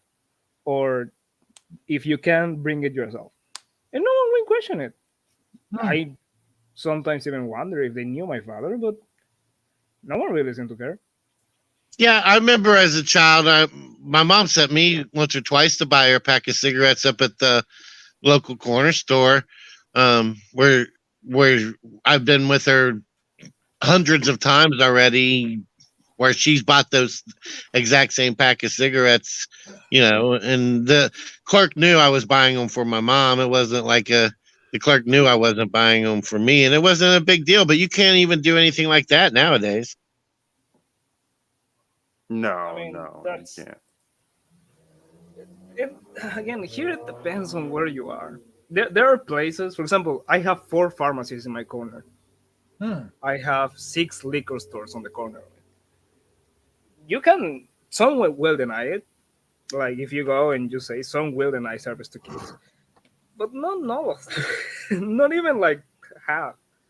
The candy store. Yeah. I went to I had like a Wonka bar and a pack of mobs. Yeah. Oh my. The what's it called? There is a candy that is for your throat. I don't know if you have that. Do you know that? What did you say? A candy that's for what? It's a candy that is for when you are when your throat. Jesus Christ. Throat. When you don't have voice. Laryngitis. Oh, like you a scratchy throat. Yeah, and it's literally a candy. Isn't that like a cough drop?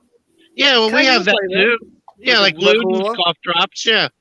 They used to give that for free in school, and that could knock kids out. Like that could actually make people sleep, and they give that for free in school. Well, you know what? I don't mean to like, switch everything, flip it like so abruptly, but Hebrew.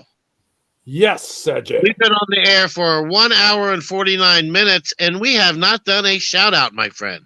We haven't done a shout out? No, and I think this room deserves a proper shout out. What do you think?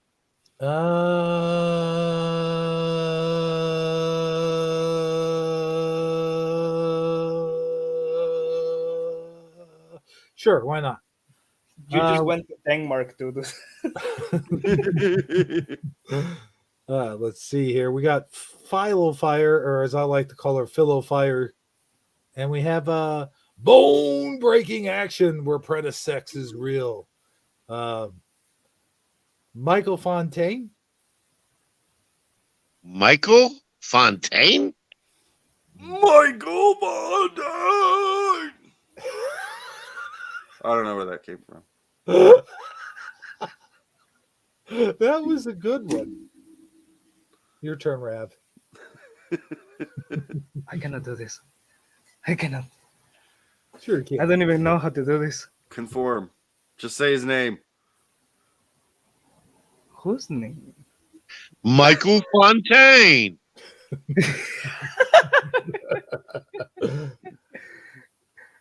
I actually don't. I'm gonna leave. I am so confused. Just say it, Rav. Give me a letter. How do I start this? M as in Michael. And F as Why in do I get so goddamn nervous? Fontaine. Michael Fontaine. Yes, that was worth the wait. That was definitely worth the dramatic pause before it happened. Yeah. I got really nervous. Michael Fontaine. Or as I'd like to call him, Miguel Fontaine. Oh, that's racist. Is that the end of the shout out, my friend? It's only racist if you do that on Taco Tuesday, Just saying. You make it worse. We also have Go-Kart Bob screeching in. And let's see here. Let me scroll up a ways. Oh, I know Keith's dad was here earlier. That's a lie. That's a lie. And of course, Rav's here. Oh, well, I think sometimes he's here. Sometimes he's off in Wolverine land. Danny DeVito. What is that? Danny DeVito is Wolverine. That's Danny Wolverino, my friend. Don't get it twisted. Yeah. Vito. It's funny. I like that avatar. Ren was here, but I haven't heard her talking in. It's 5 a.m. for her. Oh, really? She's dead. Oh, wow. Hey, speaking of, I think it's past midnight where you are, Keith's dad. What's up? Yeah. Yep, your Mogwai didn't turn into a gremlin, my friend. Yeah. What's going on? If you let kid touch water, he turns into that. Euler Greg is here as well. Awesome. Haven't seen Euler Greg in a while. Yeah, Euler Greg. Euler Greg. There it is. There's the pumpkin. All right. Yeah. I was having so much fun. I wasn't paying attention to it. Holy smokes, it's midnight. Yeah. And of course, Sagittariusly speaking. Yeah, I was the first one here, by the way. You were? Yeah. Yeah, you were. Dang it. So guess what, everybody? Chicken butt. I got some memes. Well, what do you mean you got some memes? Well, what do you mean? What do I mean? Do I got some memes? What do you mean? I mean, what do I mean? What does he mean that you mean that I mean what you mean that you got some memes? I mean, I got some memes. You got some memes, huh? All right. Yeah. Well, let's. I don't know what order you want me to show these in, but No particular order. I start at the top and work my way down, just a general rule of thumb. Oh, well, what's can I this one? All right. Well, I'll go ahead and read this. Most people are at the age when. Whoa, what happened here? Most people are at the age where they are using their phones to document the good times in their lives. I personally, though, me sincerely, I am at the age where I use my phone to take pictures of labels that I can't read and use my phone to enlarge the print so that I can read it. You know, I gotta say something about that because sometimes I have been known to do something very similar to that.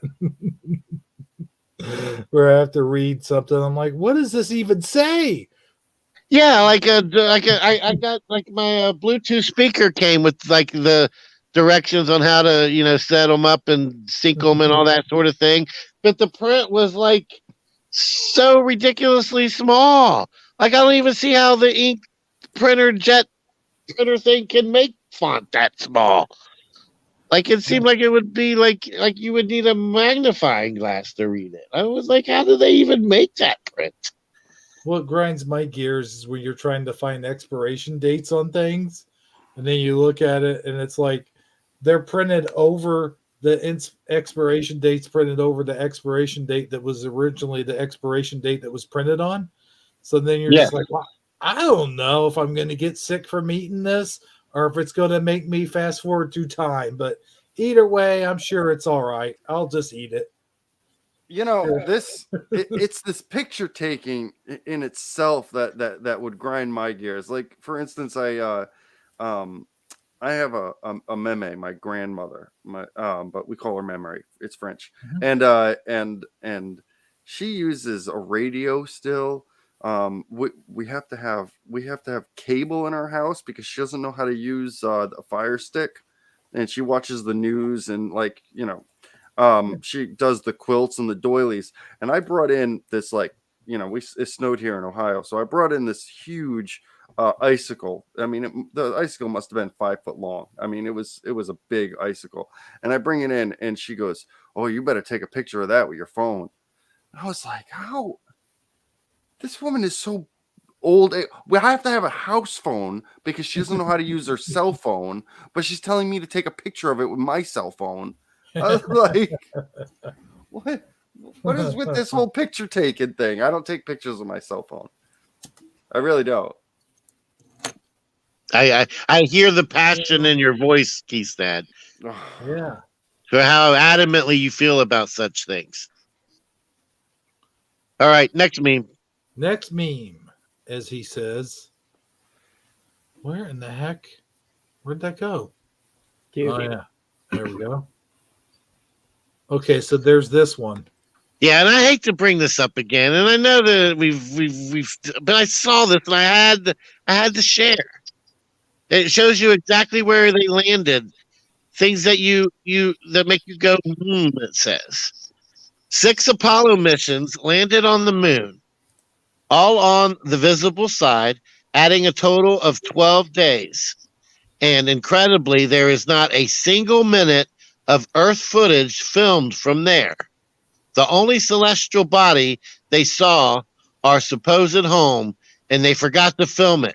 They forgot to film it 6 times. I mean, that sounds about right. Wait. You're saying they forgot to turn the camera towards Earth? Yeah, they forgot to just say, "Hey, let's take the camera, get Earth in the background. Will you stand over there in front of the Earth?"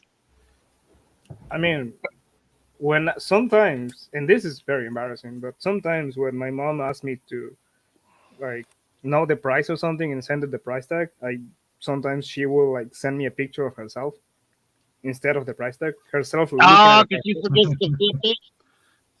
I mean, I don't know. Forget to flip the camera. Yep. Yep, that's funny.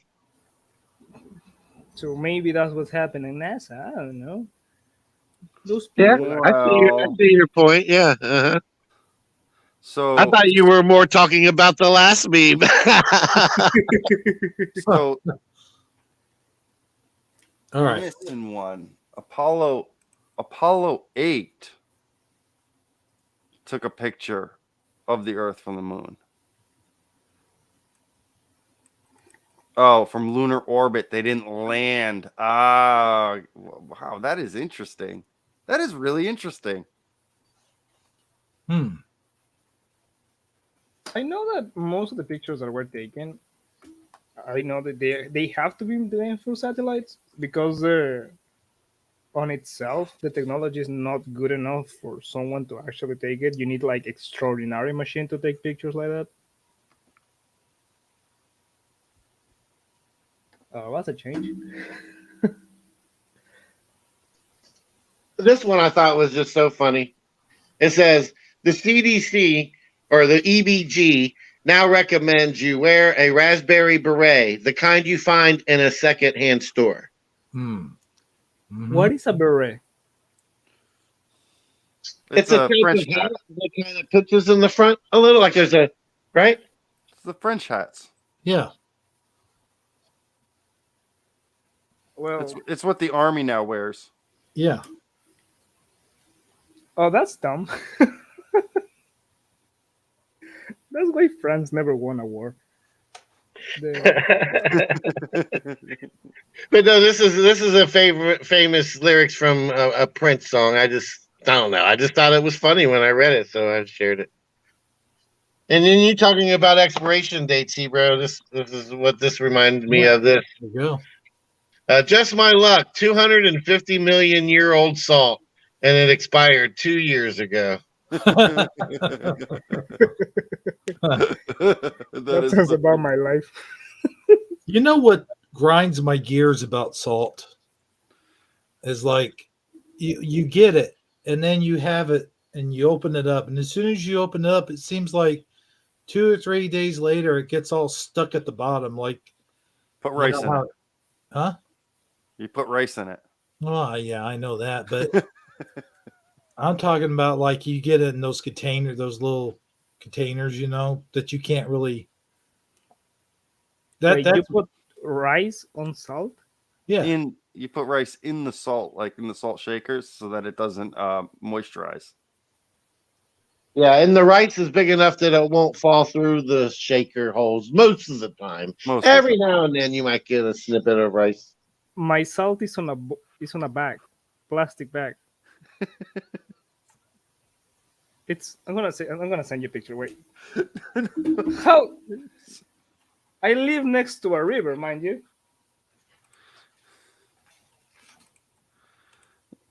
Well, that explains everything. Yeah, why would that have anything to do with the salt in a bag?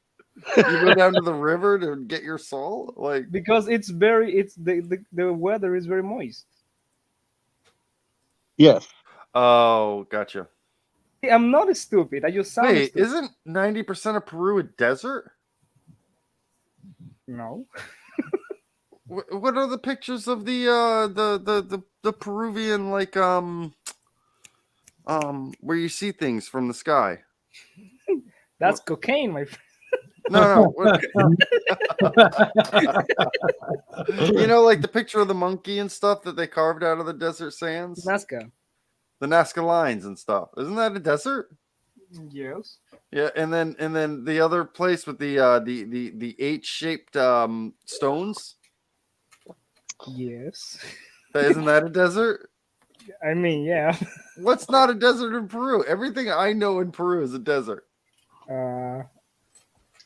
I went to the jungle. The jungle is literally right next to the desert. Oh, good golly! What is this? Is this a Minecraft seed? What? Yeah, that's what it looks like, don't it? People who oppose government-run healthcare are poorly educated. Who runs education?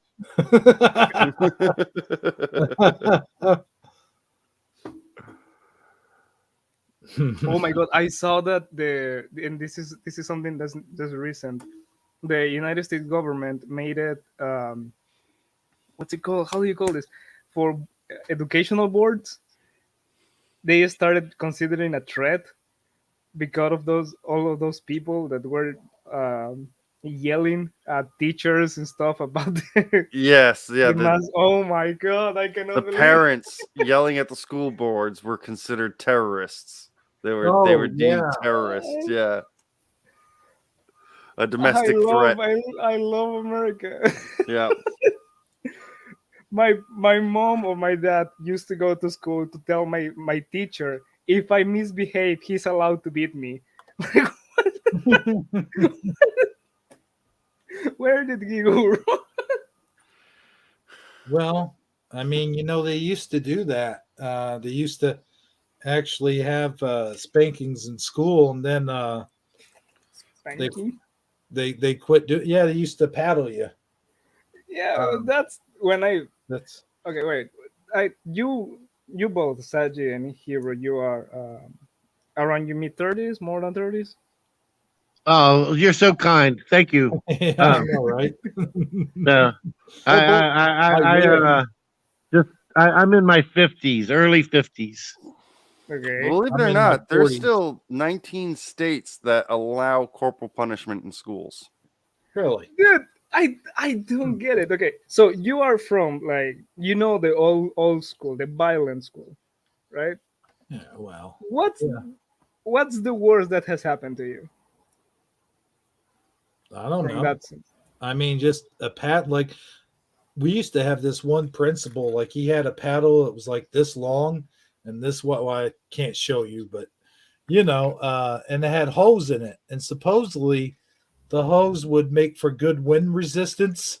So or less wind resistance. When it would whip around, it would supposedly be aerodynamic and so fast that it would hurt more. And also, you got to remember back in the 80s, they were allowed to pull down your pants and spank your butt like bare butt paddlings. So I remember a time where the principal took a girl's pigtails and spun her around until her feet came off of the ground, and then let her. Oh no, wait, that was Matilda. Oh, okay. But I got swats one time in school because I never really believed it could happen. Like I didn't think it would happen, but one time it happened. The gym teacher gave me swats, and it was such a big deal. They made such a production out of it. I made a point not to ever get myself in that position again. I can tell you that much. Oh, well, I must have been either really stupid or just really like paddlings, because let me tell you, brother, I got a lot of them. I tell you what, the paddling didn't even really hurt that bad, but it was my pride that was hurt. Yeah. You will take my butt, but will you never take my honor? Related is the military is not allowed to beat up on you anymore, like they used to. But I'll be honest, when I was in boot camp, I got my ass kicked by the drill instructors multiple times. Didn't you ask for it? No. But did you have it coming, Keith-Dad? Did you deserve the ass whipping? I really didn't. That's the thing. You see these guys now. Yes, I did, because I signed up. I guess I did. Yeah, there you go. Here, I remember. This was when I was in primary school. I don't know how you call it, elementary school, I guess. There was a kid who ran off to a pool. How do you call that, kid? Those places that have pool tables. Yeah. A billiards? A billiards or what is that? There is a name for it. A pool hall, right? Yeah, that's what I was. Yeah, kind of like that. Yeah. So he went like that, and the teacher notified the mother, and the mother. This was my friend, and the teacher literally stopped the class and went and broke the pool stick on his back. Ooh. He literally smacked it so hard that he broke this pool stick. I heard a story about my dad doing that to somebody in a pool hall once. My mom used to tell that story when I was younger. I hadn't heard it in years, but apparently he almost got arrested and everything because he hurt the guy pretty bad. But the only reason he didn't is because he had enough witnesses saying that he was defending himself. So he, the guy was, I guess, was going to, was like twice his size and was going to kick his ass, or had already started to kick his ass, and he somehow he managed to get his hand on a pool stick and whacked him over the head with it, and that's what it took to get him off him. I had that happen to me once. I was sitting there at the bar drinking and minding my own business, and all of a sudden I felt kind of like almost like a wasp, like stinging you on the back of the neck.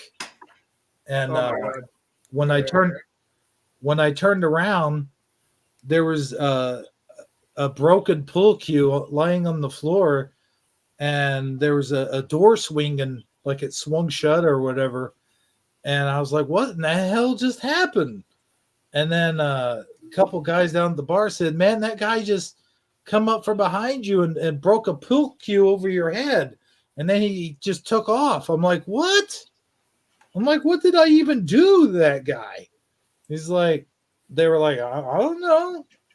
He just was some crazy guy, he's like, oh, he's always in here drunk like that and doing crazy stuff. And well, what I found out the next day or so, apparently I was talking to his woman that night. So he saw me talking to her, but I wasn't picking up on her or anything, but like she never even told me she had a boyfriend.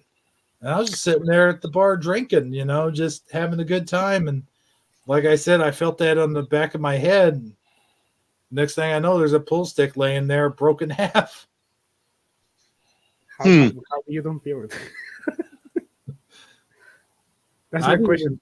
I didn't barely feel it. He was like, I'll show this guy, and he comes up behind you, and he gets all of his strength together and whacks you on the back of the neck, and you're like, oh, what was that? You don't even like pass out or fall off the floor. He's like, oh shit, I better get the heck out of here. That's what happens to me when I get drunk, though, man. There was one time I was really drunk, and I was dancing in this dance floor. Those hardwood floors, and they had a bubble machine going, and it was dark, and they had the bubble machine going, and here I am dancing. They had monitors around the room, like TV sets, and there was this TV set sitting on top of his stand. I guess it wasn't even bolted down or anything, and I slid all the way across the room because the bubble machine was going and the floor was really slick. So I slid all the way across the room and I smacked into the stand. And when I smacked into it, the TV rolled off the stand at the same time and hit me on the back of the head and just bounced onto the floor. And I mean, it really hurt, but it didn't really do anything, It's just, I don't know. When I get drunk like that, I don't feel anything in the back of my head. You're literally just massive in the wind. Yeah. So yeah, hey, you turned into a pumpkin too. I'm a ball. I have legs. Yeah. Wait, what is this? Yeah, what exactly? You have more alcohol resistance, right? Like you build that up over time. Huh? Or am I stupid? Yes. People build up alcohol resistance, so the older you get, the more you can drink. Oh yeah. So exactly how much, and this is a question that we were asking, how much exactly of what do you have to drink to get to that level? Oh, I don't know. It's been a long time, but I mean, it's got to depend on your weight too and everything. I mean, I'm 6'4" and I weigh 260 pounds now. I mean, back then I was in my 20s and I was in pretty good shape, and but I still weighed around like 240 to 245. And I could let me put it this way. When everyone else was wasted in the room, like let's say me and my friends would sit down and drink about 20 to 50 beers. I was the one that was the designated driver. Like I was the sober one in the room.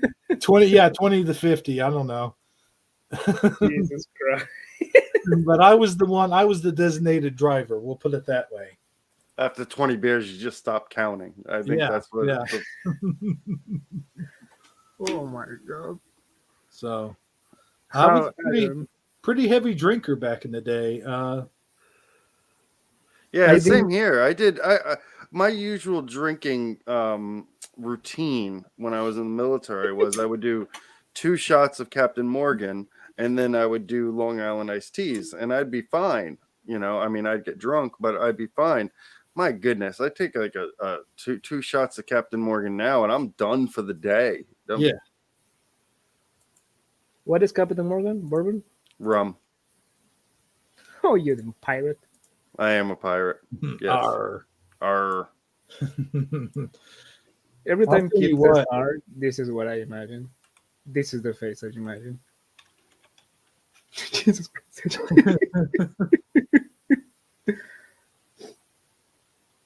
Also, Keith, I sent you 2 pictures. Yes. Yeah, that's my salt. Uh-oh. Colonel Trotman's coming to get you, Keith's dad, for a mission. Wait, who's that? Colonel Trotman from Rambo. Oh my God. You say it as if I was supposed to know it. Well, I don't know. For some reason, I figured that everyone should know pop culture as much as I do when it comes to like movies and shit. You know, I'm that way. I'm sorry. Okay, wait. Let's go on a quick round. Oh, let's go. Let's go. Dang, I don't have one. Let's see here. Best I can do is. Hold on. Yeah, this is the best I could do right there. That's all I have. That's all I have. Has nothing to do with a pumpkin. Right. Nice.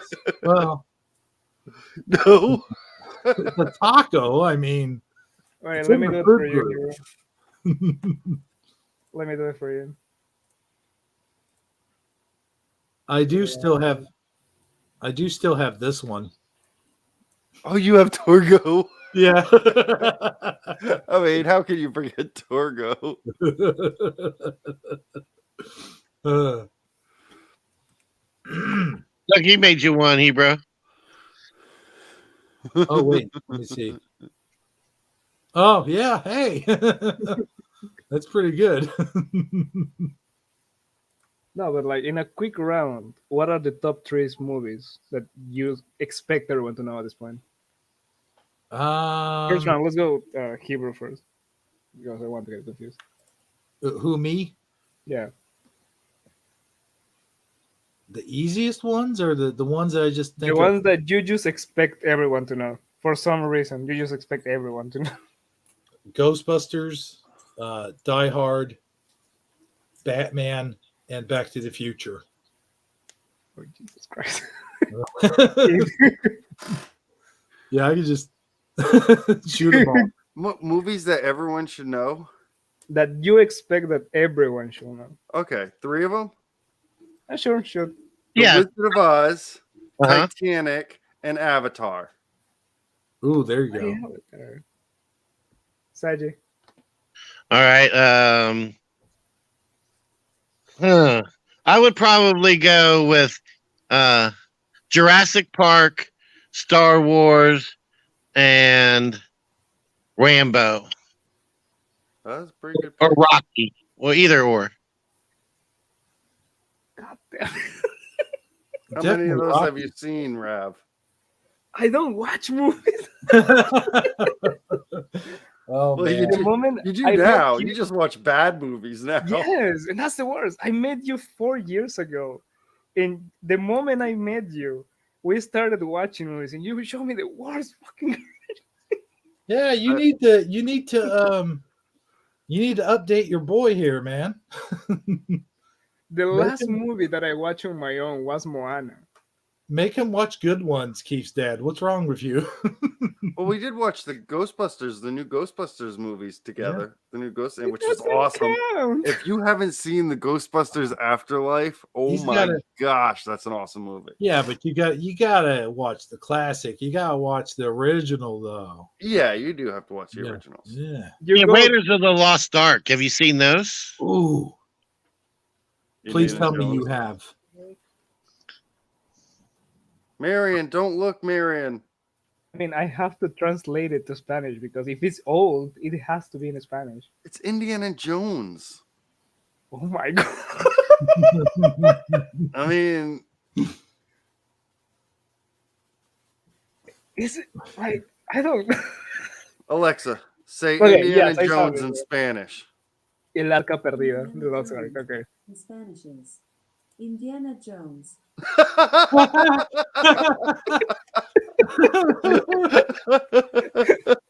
That's the thing, man. Is like, have you ever? Okay, no, don't answer this, Rav, because you already you watch everything in Spanish anyway. But I mean, like, have you guys, Saji and Keith's dad, you guys ever watch movies with the Spanish language turned on just so you could hear like the main words in English, like he just did, like Indiana Jones? For one, well, I've only ever watched one movie that I can remember in Spanish, with English subtitles, and that was Pan's Labyrinth. Really? Yeah, have you seen that movie? Oh my god! And that's Spanish from Spain too. It's from Spain. Yeah. Let me ask you this, Rav. Yes. Is it funny to you listening to or watching a Spanish movie in English? Have you ever done that? Believe it or not, I have done that, and it never was funny. It was very interesting to me because that's how I learn languages. I watch like German movies because I didn't know anything about German. Okay. And it helped me a lot. Which is why he's so racist. I tell you what, I do that as well.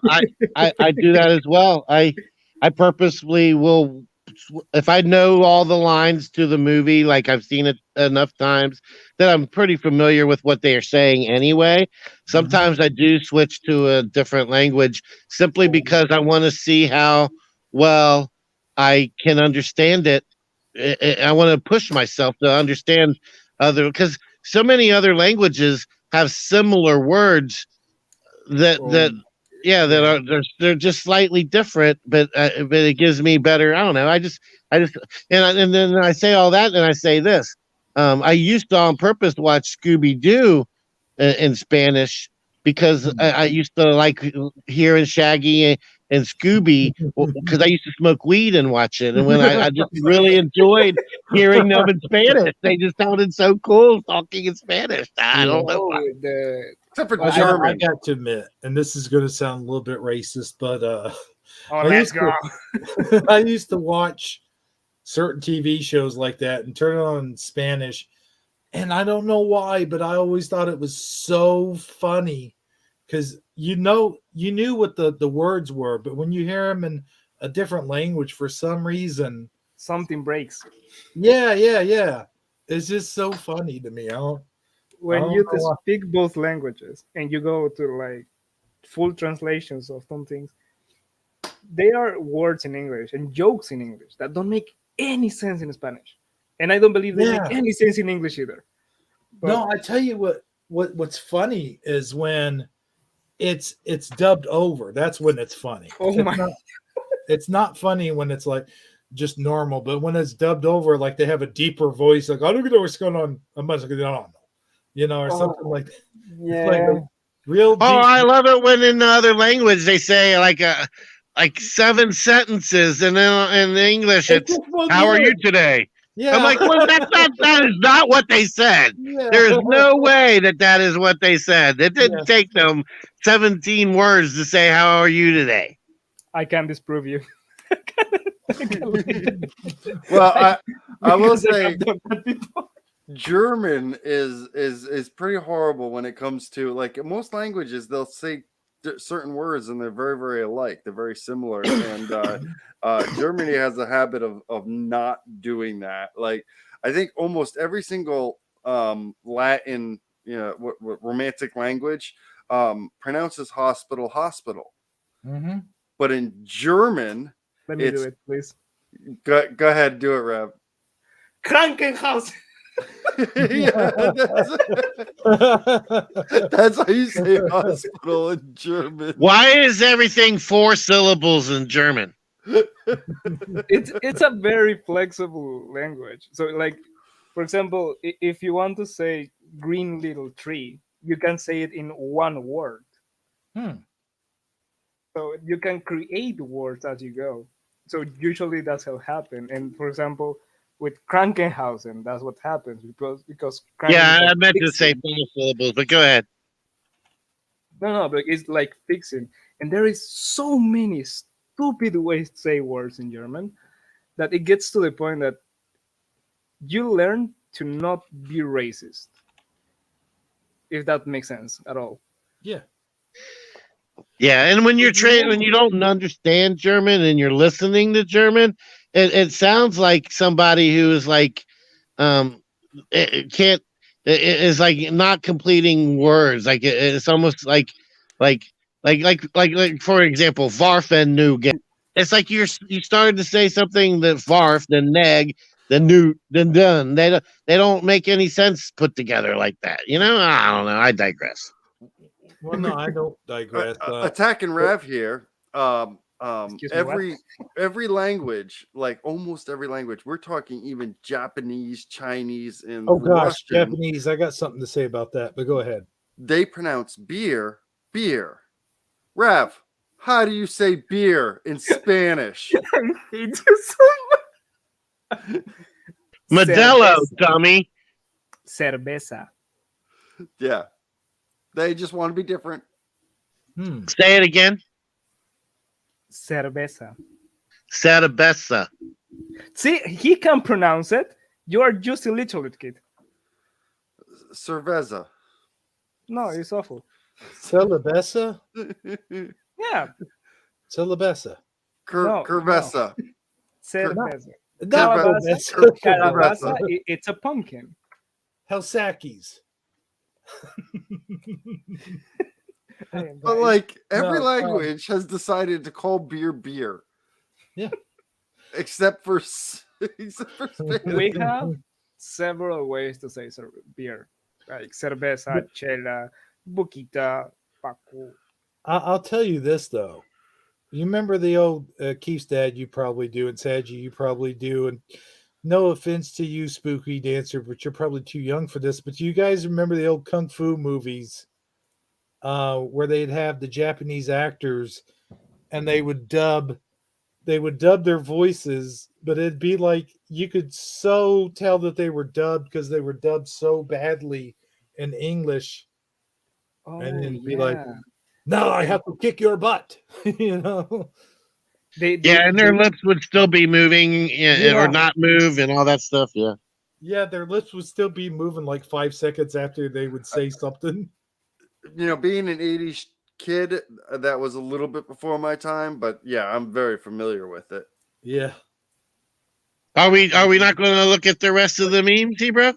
Well, we can. I mean, what's that girl, Rita from Power Rangers? Do you remember the bad guy from Power Rangers? She always spoke a different language, and she was always dubbed in English, and it never matched. But I always assumed they did that on purpose. Probably. Yeah, they might have. I mean, there are movies out there where they did do it on purpose, but I don't know if Power Rangers did or not. I mean, some people just do it to be assholes, and that's fine. It's fine. Remember They Call Me Bruce? Yeah. They did that on purpose, didn't it? Yeah. Yeah, that's what I thought. Oh, wait. Oh, never mind. Sorry. Huh? Sorry, but do you do you guys know about the Dora thing? Dora the Explorer? Yes. How it changes languages and it teaches English to Yeah. Oh, yeah. yeah. So that's not surprising to you at all. It makes Not sense. at all. Right? No, that's actually I think that should have came out long before it actually did. It was behind the times, you know. Like I could have used that as a child. I would have appreciated having that sort of thing. The moment there's two people that I told this at the same time. It was Keith and a girl that I had over, and they both lost their mind because they couldn't fathom or the idea of a bilingual speaker teaching the other country another language, and it changes drastically to both countries. I mean, it makes so much sense, but you just I've never had to think about it. Yeah. Is it because I'm black? Yes. No.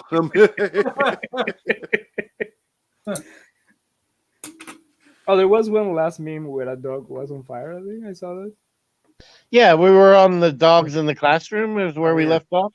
Oh yeah. This one here, yeah. I thought this one was funny because he goes, based on all the head tilts, maybe I better explain this again.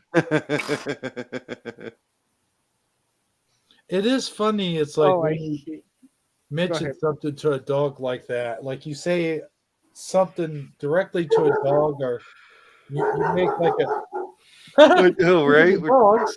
Cute dog. Oh my gosh, that's hilarious. As you said, if you say the word dog, he will jump. Really? Yep. That's why he's like that. Oh That's my what I God. said. Oh, this is about to start. That's hilarious. Wait, your dog knows English?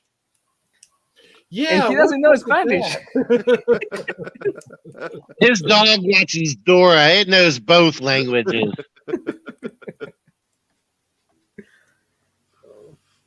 All right, let's do the next one, Hebrew. Yeah. I love how every single one of your memes is literally just a story in Google's Cloud. This one goes when you're trying to smash one of those crystal loving chicks, so you pretend to be into the weird shit too. Yeah. Yeah, I mean, I find nothing wrong with this whatsoever. This is what you do. Yep. Girls, pay attention. We do this. One must do what one must need to survive. I mean, people would say, "Hey, have you ever done drugs?" And it's like, technically, the idea is, yeah. I mean, I did it once when I was 16. I didn't like it. However, I used to do it to get some strange when I was in my 20s all the time, just I because didn't understand. they were into it. Right. Yeah. I am very mean to women, so I never didn't like anything like this at all. That's why you don't have a girlfriend.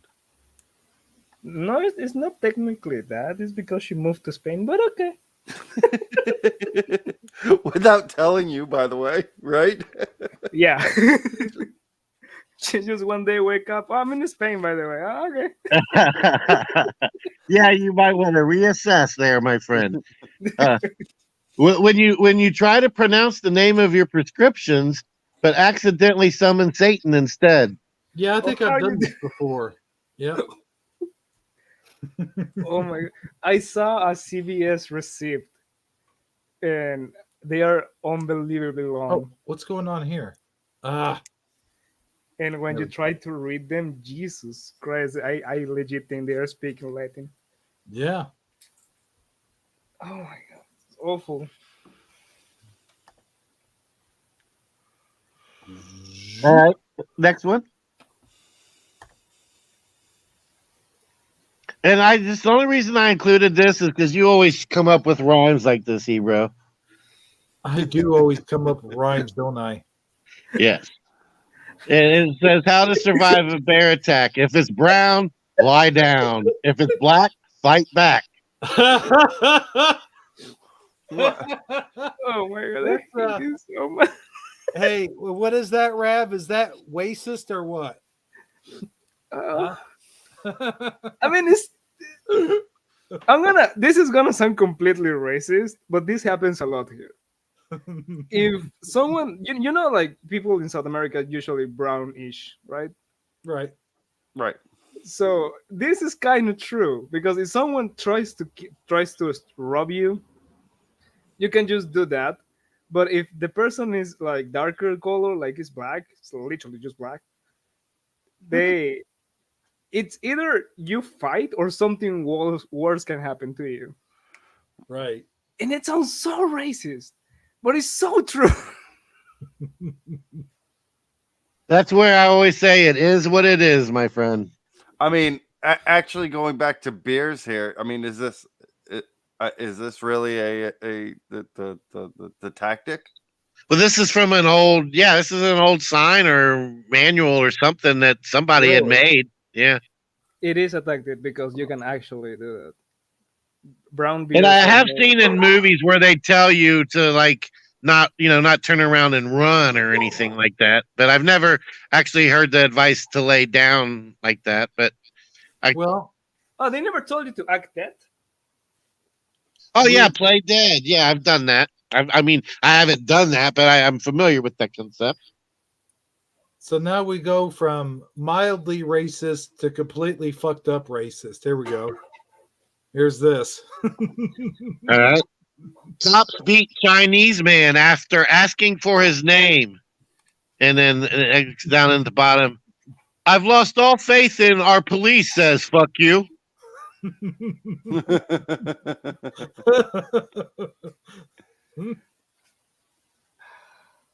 Yeah. Well, I mean, I never understood why people think this is racist. Which I think makes me part of the problem, but yeah. Well, I mean, I don't see. I mean, this it as just racist. seems like this would have came up before in his life, you know. Like the police wouldn't have been the first one to kick his ass when I can see him in like middle school, you know, and he's on the playground and a group of kids walk up and say, what's your name, bud? And he goes, fuck you. That's that it reminds me of I looked it up, the Asiana flight 214 that went missing, and someone called in to give the names of the people, and the people that were missing were Captain Something Wrong, and then We Too Low, no, Holy Fook, and Bang yes. Ding Ow. No way. Yeah, that's true. I remember. No. It was KTLV KTLVU Okay. yeah, someone actually did. Okay. Well, That's a real place. hmm. That's in Thailand. Fuck it. Well, at least his name wasn't "fuck me." Yeah, that's true. You know, You can just imagine the parent, like literally his dad is coming in. How you want to name it? And he's like, "Oh, you're gonna love it." He's got a younger brother named Fuck You Too.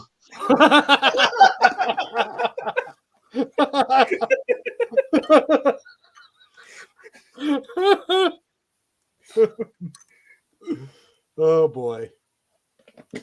Here's the if you want to take a quick look, I believe this is the cover for the new FIFA 22 game. I see the relevance here. Do you guys get it? It hurts me. It hurts me. Did you know we open football? Well, not what do you call it? Soccer. We open soccer places first before we open anything during the pandemic. There's a video of this where they actually said it. Oh no. Yeah, they go in on live in, TV. wait, what is the narrator? The voice, like the dead tone. Capitan Sum Ting Wong. We too low. Holy pook. Bang ding ow. Oh my gosh, that's terrible. That's terrible. It's terrible. It's beautiful. Oh boy. Oh, but that's the oldest joke in the book. They still I fall remember my parents doing that. Yeah, that had been a joke. We lost Ajay.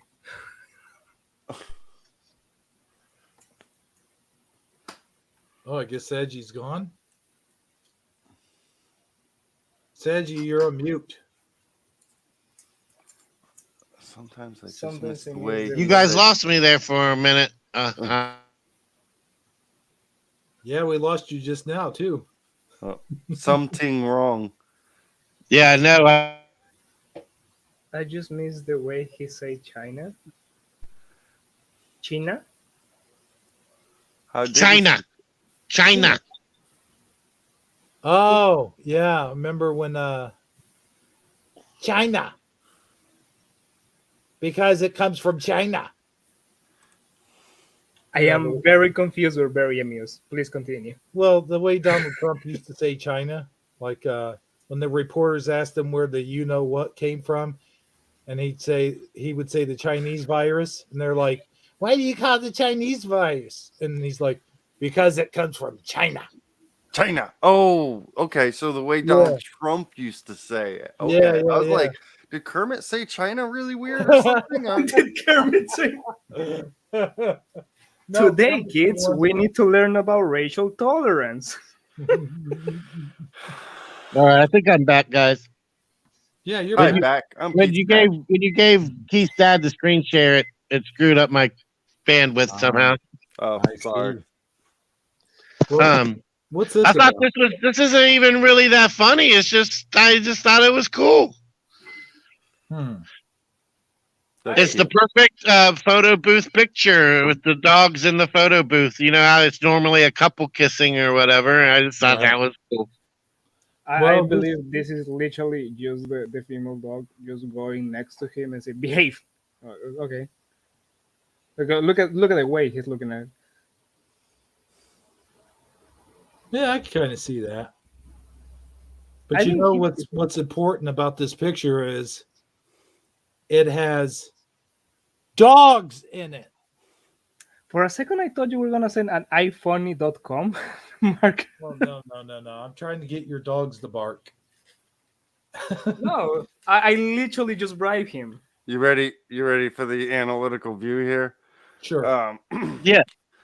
These pictures are staged. That curtain in the background changes, which it wouldn't normally if those dogs were just kind of sitting there. Everything you say is useless because you're a pumpkin pirate.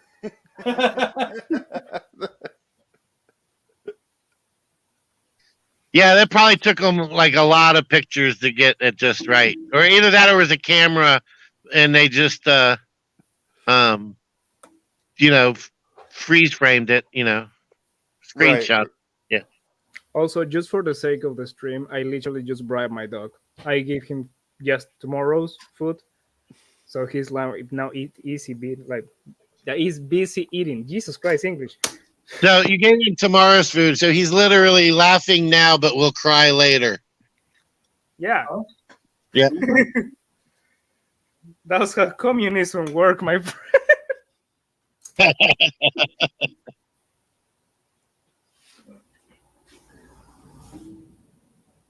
Talking about that, did any of you know that like Lenin's body is still in Russia?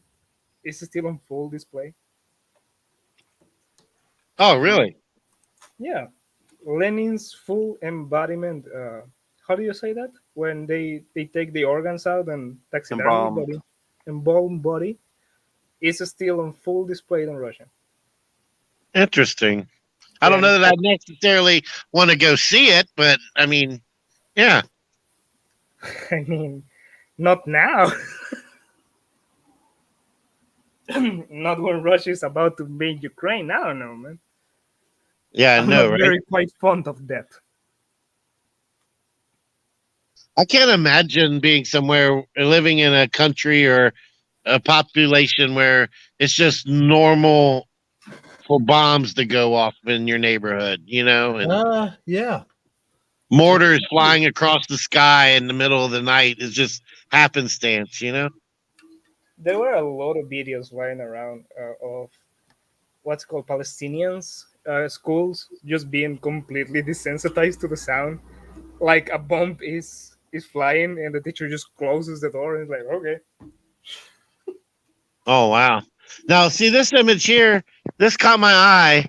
I want to hear what you guys have to think about it. I don't know how familiar you are with the whole George Floyd thing there, Rap. Mhm. Very.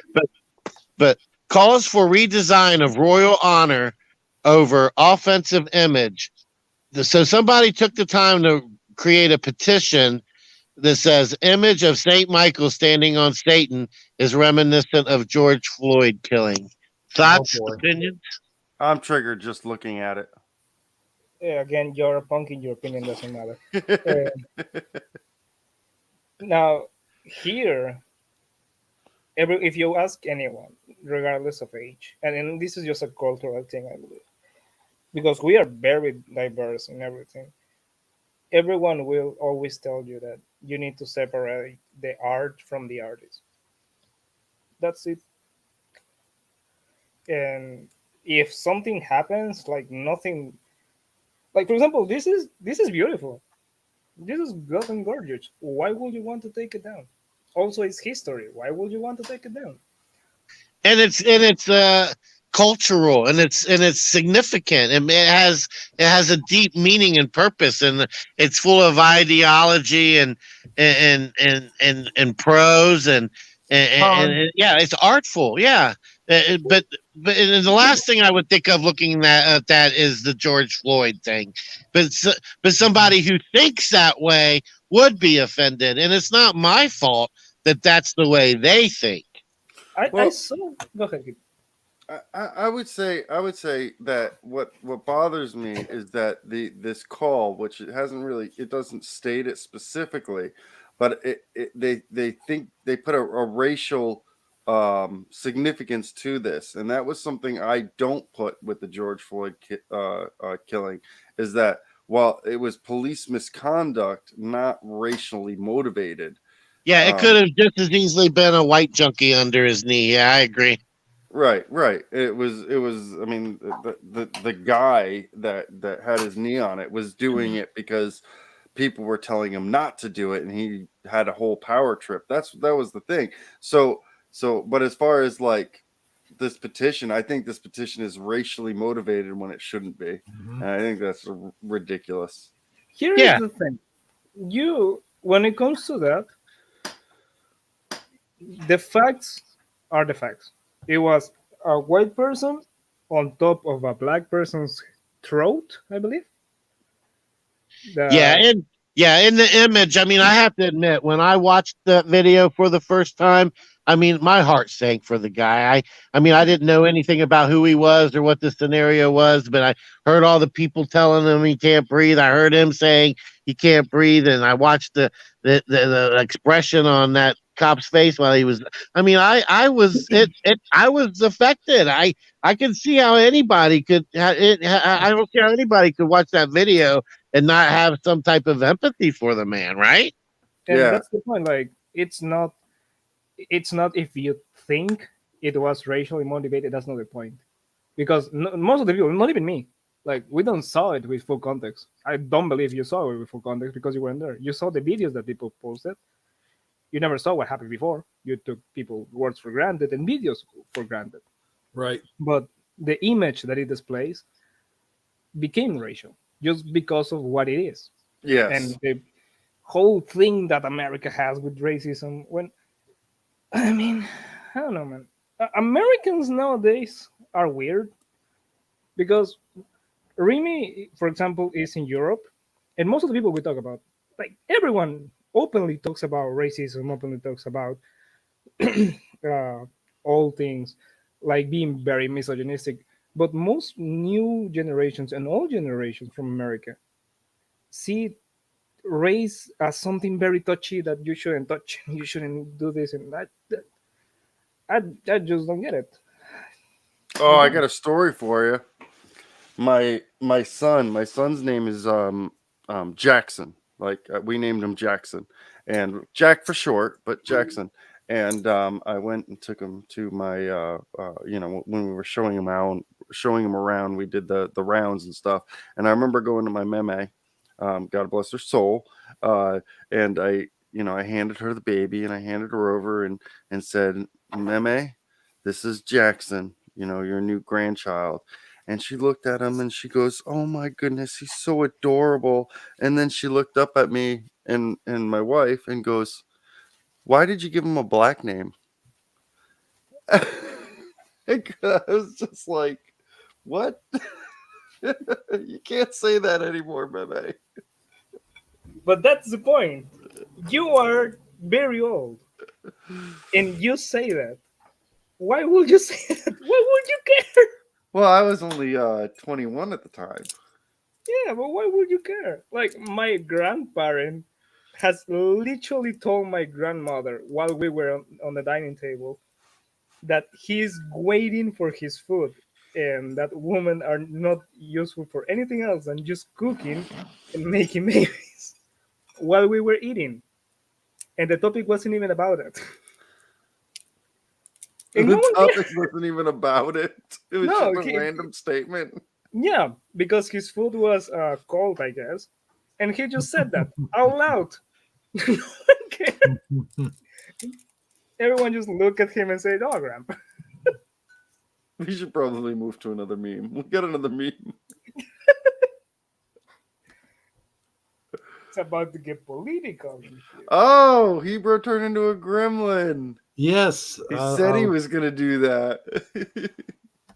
I was hoping you noticed, because I remember I always told you there would come a time, not anytime soon, but there would come a time where we would get to midnight my time, Central Time. So Central Time. And I would turn into a gremlin, and well, here I am. Yep, there you are. I'm Like, Indiana Jones, by the way. You turn into another Steven Spielberg character after midnight, huh? Yes. I'm gonna guess. I'm gonna. So, do you know the movie Gremlins? Yes, but for the wrong reasons. Oh, okay. The Gremlins 2 movie, the whole variation of Gremlins. I don't know if you remember that exactly, but there was a grandma gremlin, a girl gremlin, I guess. Yes, the Yeah. girl, the stripper gremlin. Yes. Yes, stripper gremlin. Yeah, exactly that word, stripper. And they used to sell that as toys here. Of course they did. And I had one of them. I had the stripper one. Okay. And I never dared to watch the movie because I was like literally thinking, who in their right mind will make this, and why is this a movie? I don't know, man. I was 10. I'll be honest. When after Moana came out, I never watched Moana right off the bat, but I went to the store and I saw like a 3-foot Maui doll, and I was like, "This is the most ridiculous toy in the world." I mean, I think differently now, but at the time, I was like, "It's just a big old muscular guy." But then you realize it was The Rock. It was The Rock. Yeah, Yeah. Doing The Rock. They changed his voice in Spanish so much. So that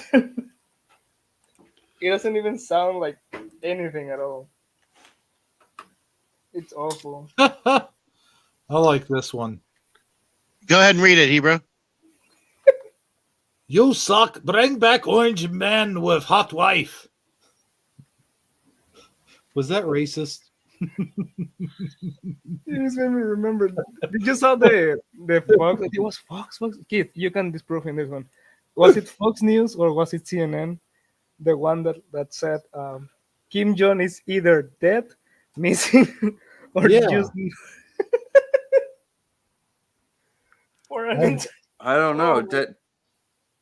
Yeah, they thought he was dead for a time because he had. Within a week, everything changed. There was a lot of speculation as to what was going on with him. That's for sure. Is that the last one? I know we're getting near the end. The New York Post. The last one. That's the last one, sir. That's what I thought. Maybe I wasn't sure. Yeah. So You have a lot of more that are open. Do what now? You have a lot more tabs open. Oh yeah. I put something in my microwave and now it's making sounds. So we're back. Yeah, that's all right. Hey, Wait, that's my Keith's dad. That's my voice for Keith's dad. What was that? It was-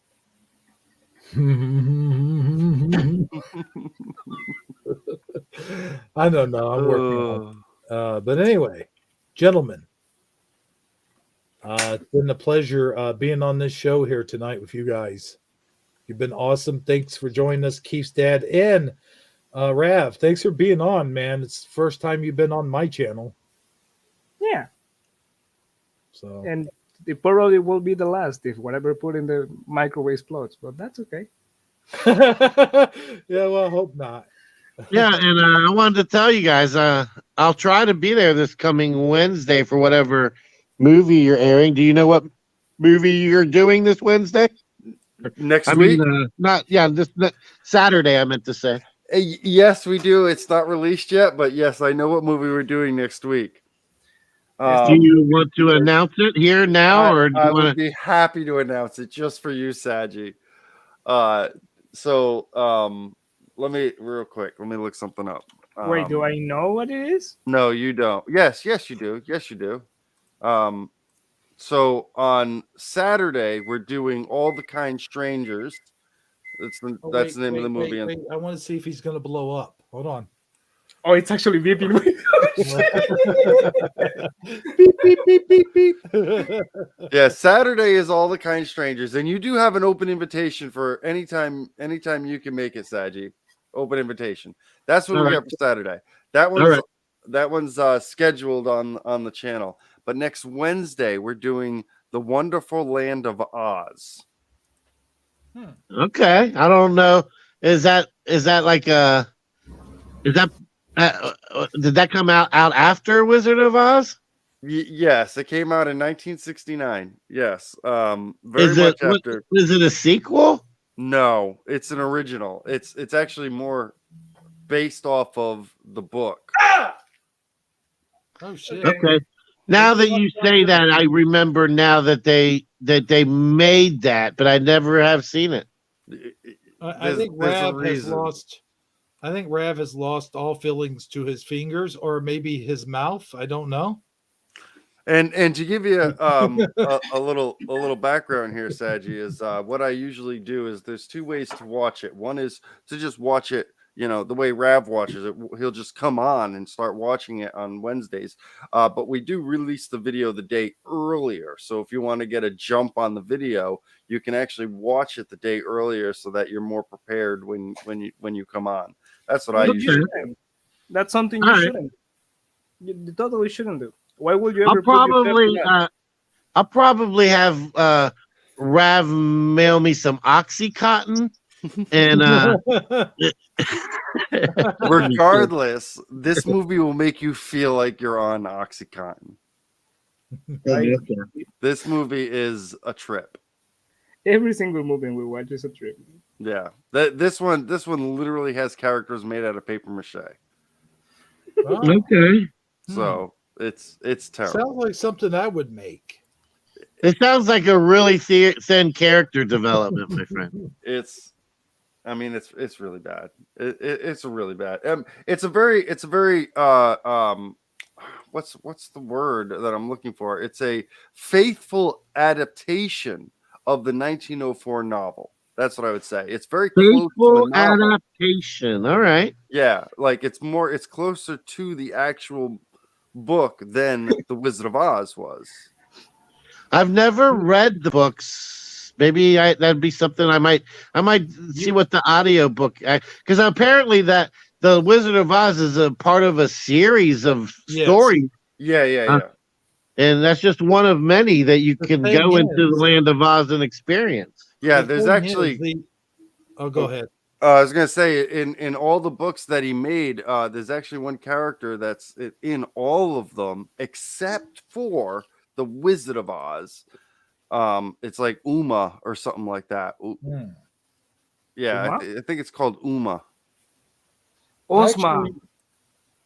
Ozma. Ozma, yeah.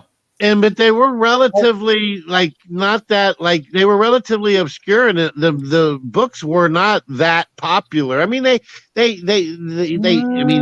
wrote them, and there was some popularity to them, but they weren't the sensation they became until after the movie came out. The movie really popularized the whole. They weren't the sensation that was sweeping the nation. Exactly. Yeah.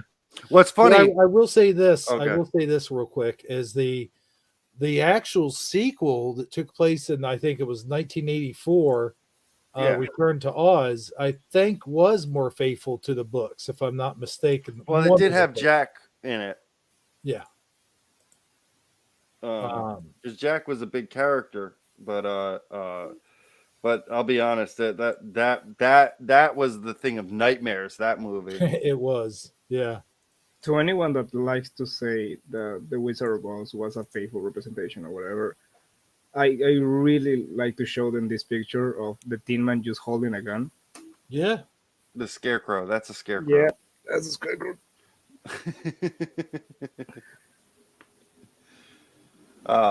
Yeah, that's considered a Mandela effect. Do you remember the gun in the movie from childhood, Keista?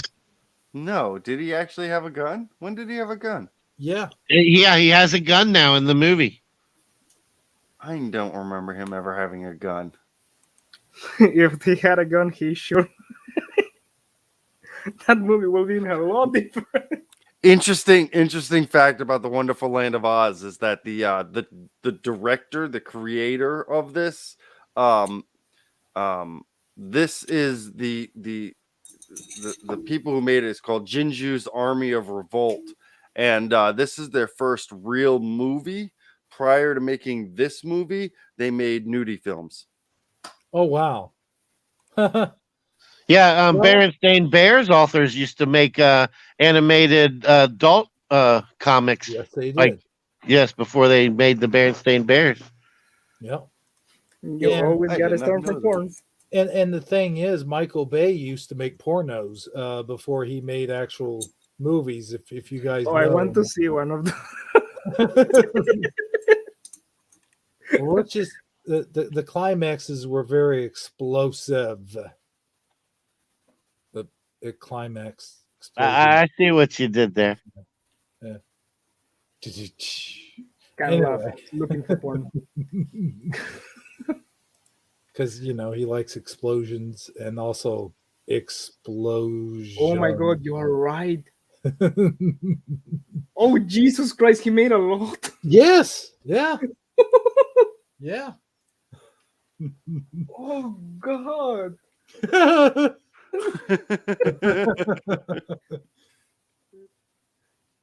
Did you not know that? Too bad. Too bad you didn't get a bottle of Jergens at the store when you went out. I did. He did send me the bottle of OxyContin that he just picked up at the store. Why do you think he likes shooting Megan Fox and in really short outfits all the time? I mean, come on. Because that's an excuse to keep Shia LaBeouf away from him. Yeah, that's true too. I tell you what, there was a few jaw-dropping moments with Megan Fox in those Transformers movie, and that she was in. That's for sure. Yeah, well, not to mention Ninja Turtles. Yeah, that too. Yeah. Teenage Mutant. I got a question though. Yes. If the Scarecrow in that movie, logical sense, like logical real-time sense, when you're thinking about it, if he's the last person that needs to be holding a gun. Well, that's what I'm saying. If he had a gun that whole time, why did he not shoot the witch like when she threw fireballs at him? Because his hand was shaking so bad that he couldn't aim it, my friend. Oh, well, I guess, yeah, that makes logical sense there. But fireball shoot it to scare the crows? I mean, yeah, I know, right? So he only had one bullet. Yeah. So you go into a forest, you carry a gun with you because of course safety, but you only have one bullet and you use that bullet to shoot crows. Well, I mean, when did he get the gun? I'm assuming he got the gun. He always had it. Did he not always have it? I don't know. I think he got the gun at the point where they were off to. I think the wizard. Well, no, yeah. No, because this is him But them walking through the woods before I they think he get got to the wizard. gun when they went. What they were going back to retrieve the witch, to kill the witch. I think. I don't know. But that's a 5-round gun. Yeah. And where is like your local gun store in Oz? I mean, it just doesn't. That's a good question. Oh, Where did he even get the gun in Oz? I mean, well, how do you get an ID from the Scarecrow? we have to put you on a 10-day waiting list. Do you follow the AR Brick Road? I mean, how does it work? the AR Brick Road. But I could see maybe the tinsmith maybe made guns, but I don't. So when they do go to the witch, I'm looking at the big picture. They're all carrying weapons. Yeah. You got the Tin Man's got an axe and for some reason a massive plumber's wrench. The lion carries a hammer and a net. And then apparently the Scarecrow's got a gun. And the Scarecrow goes, gun. That's it. And he won. I mean, haven't you ever heard that song? Scarecrow's got a gun. What did his daddy do? Oh, never mind. Wrong song. Now you got me questioning, why does the Scarecrow got a father?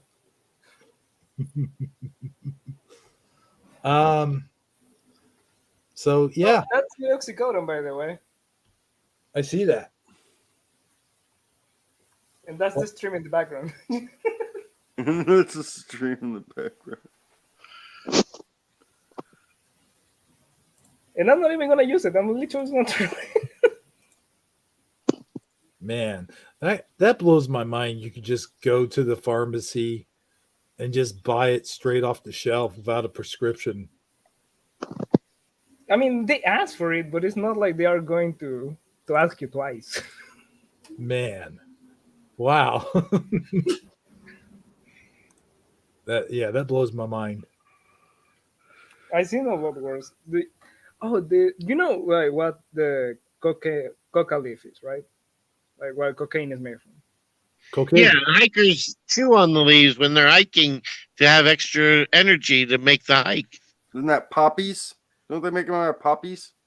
No, the cocoa leaves, because the cocaine actually is like a caffeine. It gives you energy.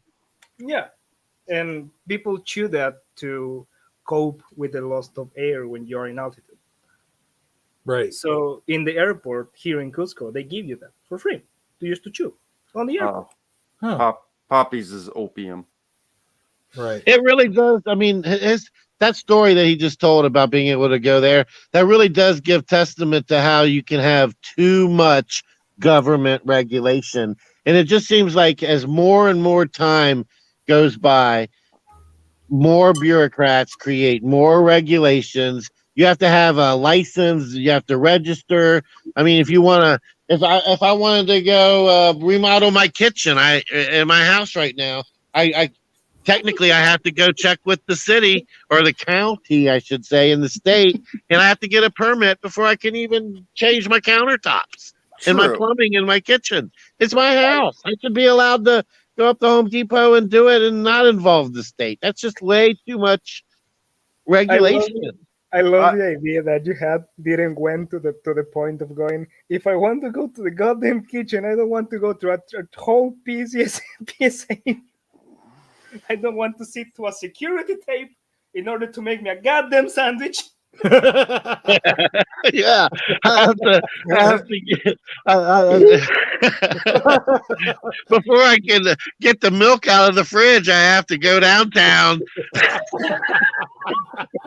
I have to register the fucking cheese. I've been waiting 30 minutes. It is frozen. I want to sleep. On the other side of that, Rev just recently got a refrigerator for the very first time. Really? Yeah. Yeah. So, as well as, I'm sure there's quite a bit of snake oil being sold at the same time. Yeah, I mean, you got your ups and downs, your pros and cons, but I mean, it's still though. I mean, there's a lot to be said for too much regulation. There's there's such a thing as too little to some people's opinions. I agree. Like walking but down the street and getting a 40 milligrams of Wait. Let me show you the snake oil. I literally have it here. I told my father I was with a fever, and he came and bring me a snake oil. Snake oil is just a term used for yes, I know medicine. Yes, Keith, I know. Oh, but you actually got straight up snake oil? Really? No. Oh no. It is. It's just fake stuff. It's pee with a sticker on it. I got you. In a brown bottle. There you go. It's just like that. And it blew my mind that my father found that. Oh wow. It tastes like Jesus. I wish I was on drugs when I took this. Vinegar and ink. I love how you can see my avatar in the background. Yeah, just to prove. I love that.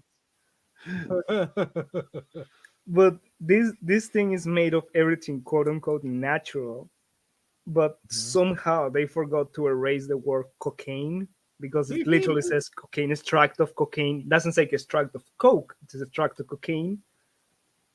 And it blows my mind. You know what's funny is you guys have that, right? You guys have that right in the here and now. And it's just like normal for you guys. But like over here in the States, like a long time ago, Coca-Cola actually had cocaine in it. Oh yeah, I remember that. It was used as medicine, right? It's a remedy. Yeah. Yeah, it blows my mind that used to be here, and then when they started, like Saji likes to say, regulated everything, then it's like, oh no, they can't handle that. We'll make it a Schedule 1 drug. So, yeah, it'll be illegal. But over there where you are at, from what I understand, it's just normal. It's just like a normal, like the leaves, you know. Yep, we will make it illegal. Then we will go to the third world countries where they actually grow the cocoa leaves, and we'll put it on our military industrial vehicles and sell it in the ghetto of our to our ghetto population, and keep them and keep them in a bad position, because we want to keep the elite and the people who are poor. Yeah, and you know what? Statistically speaking, you know who does drugs and smokes and drinks the most?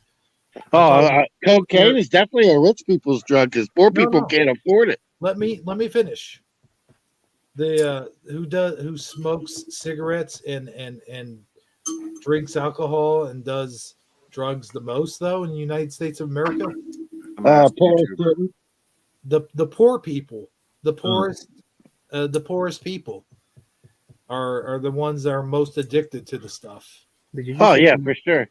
I mean, there's a YouTube channel where the guy literally all he does is he drives down these like little 2-3 block radius of Philadelphia every day. He gets in his car and sets camera up, and he just films all the junkies standing on outside on the sidewalk, high, like they can barely walk. They're falling over. They're doing weird like thriller dances from like it's just crazy how many people on the streets of Philadelphia are walking around zoned out on drugs.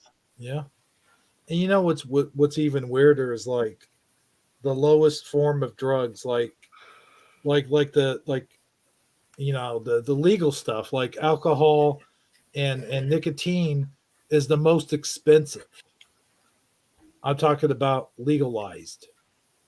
Keith, Oh yeah, legalized. Yeah. pumpkin. Crazy for sure. The most addictive. You can't get addicted on weed. You can't be addicted to weed. It's not possible. No, They don't Keith, mention that though. I'm gonna and put you. you don't go through withdrawals, No. and you don't go through withdrawals on cocaine either. Really, I mean you're a No, little you do. edgy and you might be irritable and not fun to hang around with, but you're not going to get sick or anything. You do.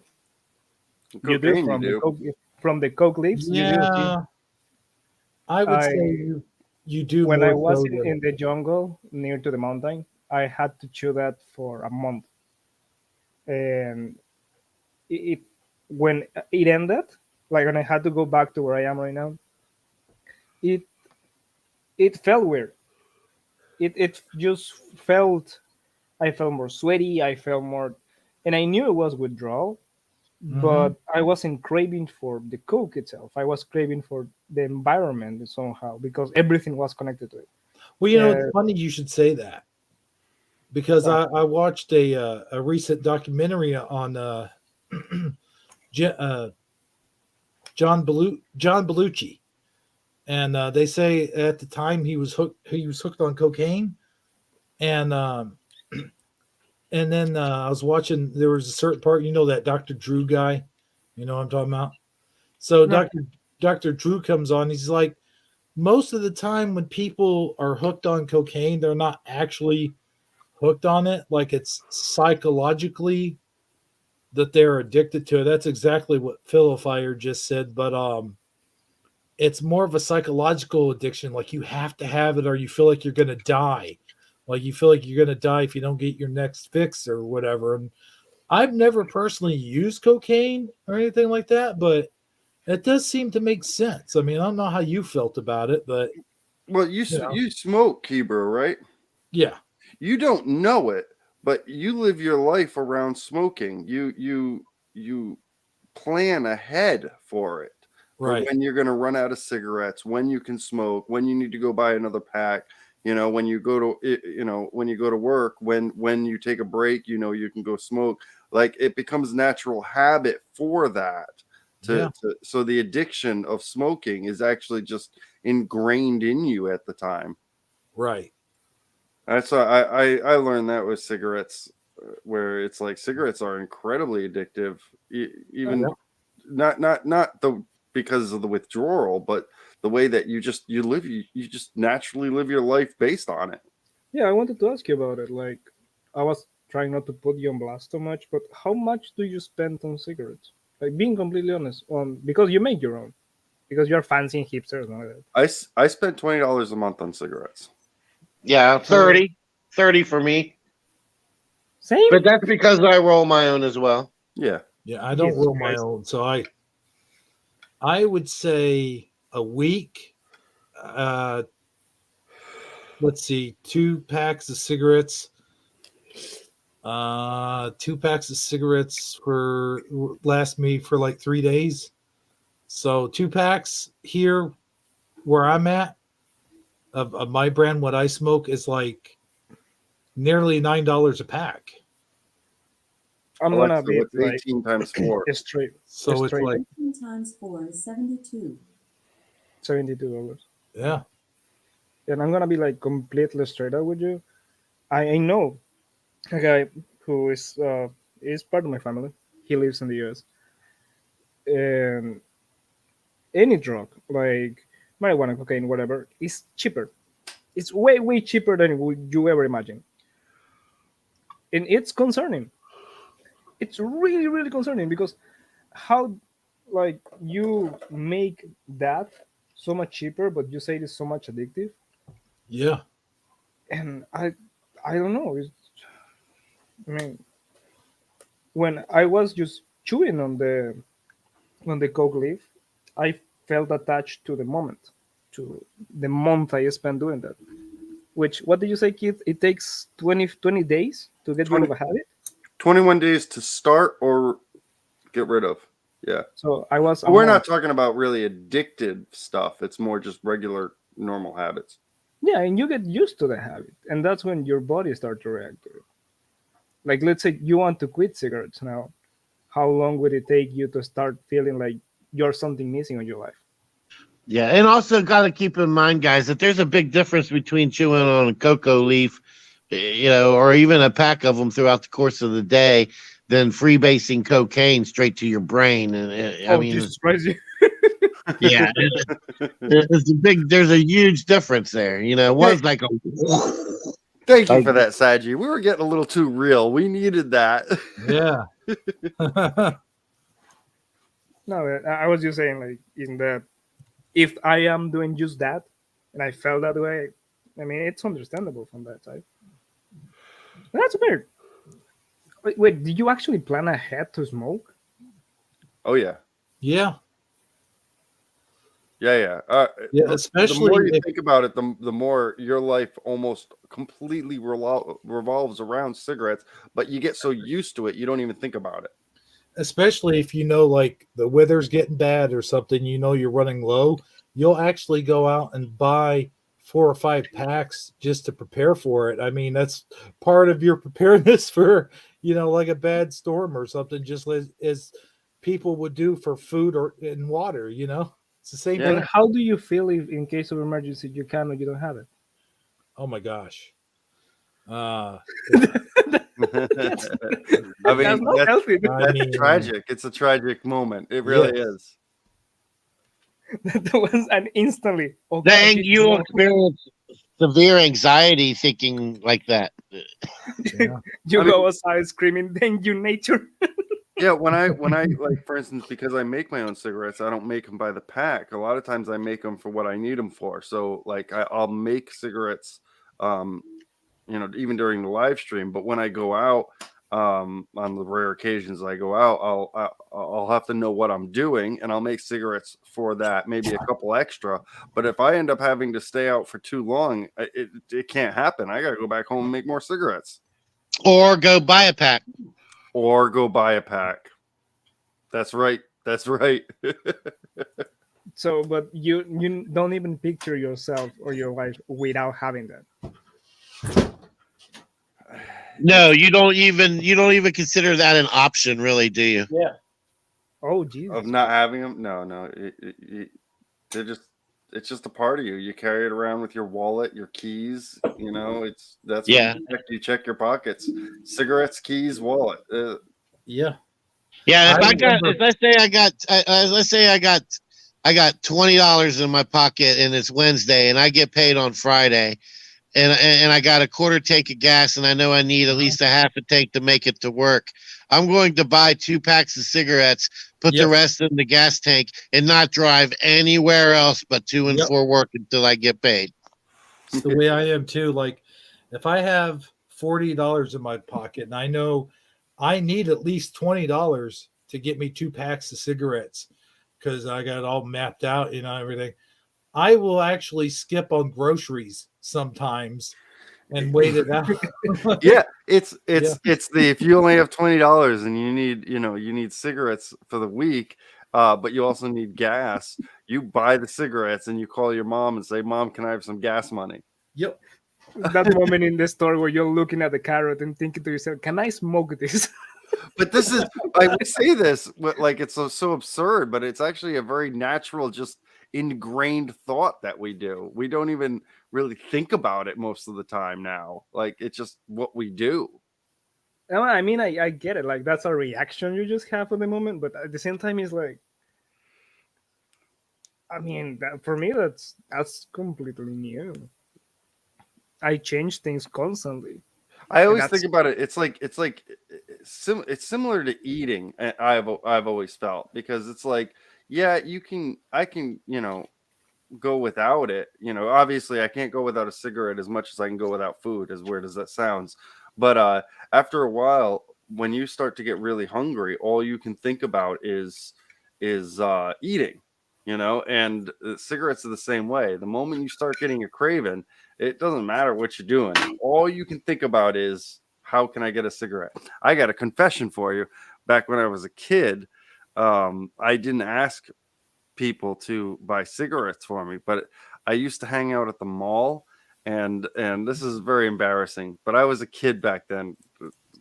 I actually used to take cigarettes out of the ashtrays. Oh yeah, yeah. I used to do the same thing. I'll do you one better than that. I used to actually, when we were kids, we used to actually pick them up off the ground and smoke the butts. I mean, that's yeah. what you did. I mean, as embarrassing as it is, that's addiction. Mm-hmm. But that's Yeah. Isn't that I horrible? actually I roll my own cigarettes, and a lot of times I don't finish the cigarette. I only smoke it like 3/4 of the way. So there's like a really short cigarette left, and I don't throw it away because I know that there could come a rainy day when I wish that I had that cigarette. I have like a pot that I keep under my counter full of those like quarter cigarettes, and if it ever it's there right now, and if I run out, I know it's like my reserve, it's my stash. It's I could actually take a box of tubes, crumble that tobacco out, and roll brand new cigarette out of it. But I'm not going to throw that away. Yeah, Philip exactly too, the same so- strategy. Jesus, but I don't get it. How did you get stuck on that? Because like at the start of it, I'm gonna be completely honest with you. I've always been an asshole, always, and I'm always been very straight with people, and I never even touch a cigarette. Well, you Just get because- high. No, but okay, what? Yeah, cigarettes make you high in the beginning. When But you smoke they a cigarette, make you you get cough. high. If you wake up, even if you're a regular smoker, if you wake up and you don't smoke a cigarette first thing in the morning, but you go ahead and make your coffee and wait an hour or two, that first cigarette is like it's super amazing. Yeah. But if you sit there and chain smoke 5 of them, the next 4 don't do nothing for you. You're just really kind of wasting them.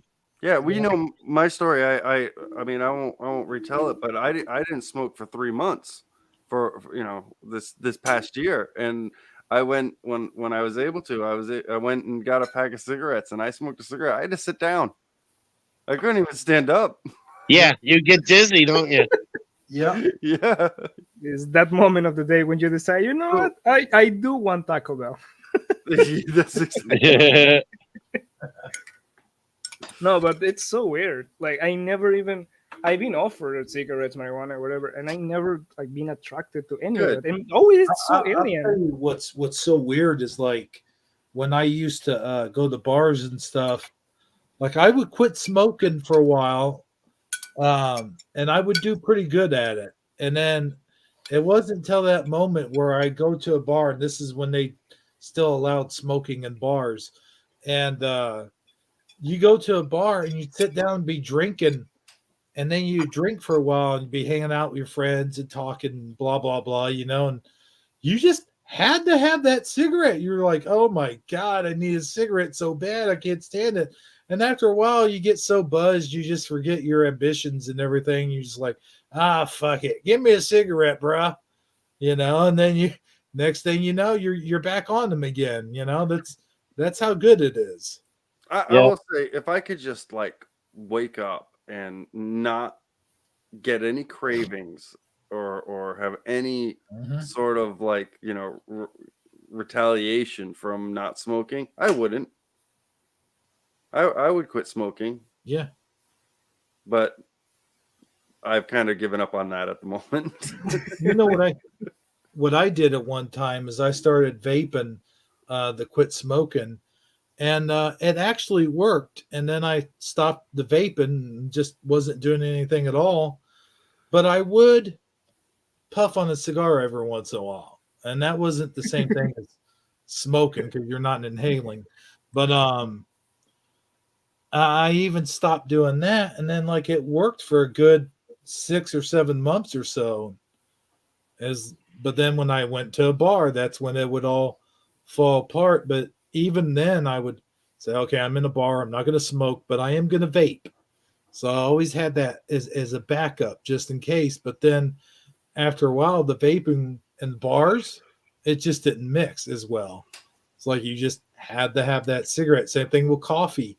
When I started drinking coffee again, it's like Coffee goes with cigarette. Beer goes with cigarettes. Pizza goes with cigarettes. Oh, Jesus Christ! Yeah. I'm Well, reading what they are saying too, and like after you everyone eat. has. Wow. Well, So- what's Jack got to say? Sorry. Yeah, go ahead. No, it's like even Phil Fire and Michael Fontaine, like they are just like hearing, but at the same time they are talking about it, and it's so weird. Like it's so to me, it's so alien, just because like everyone is like, yeah, I once in my life have reused a cigarette, or once have taken a used cigarette from someone else and use it, and Mhm. I am, wow. It is weird. That's why I mean I think back at me doing it and I'm like, I can't believe I did that. It is so gross. But I mean, Now let me ask you guys this: Keith's dad, Hebrew, if you could go back in time, talk to your younger self, and would you include that in the message? Don't start smoking cigarettes. I was a cross country runner. I mean, I'm still a long distance runner, but back then, that's how I found my first pack of cigarettes. Is I was running down the street and I found a pack of cigarettes that was missing one cigarette, and that's how I started smoking. That's what happened to me. Not so much in that way. I wasn't a cross country runner or anything, but I was walking down the street and were you singing "Do Wah Diddy Diddy Dum Diddy Do"? No, but it was.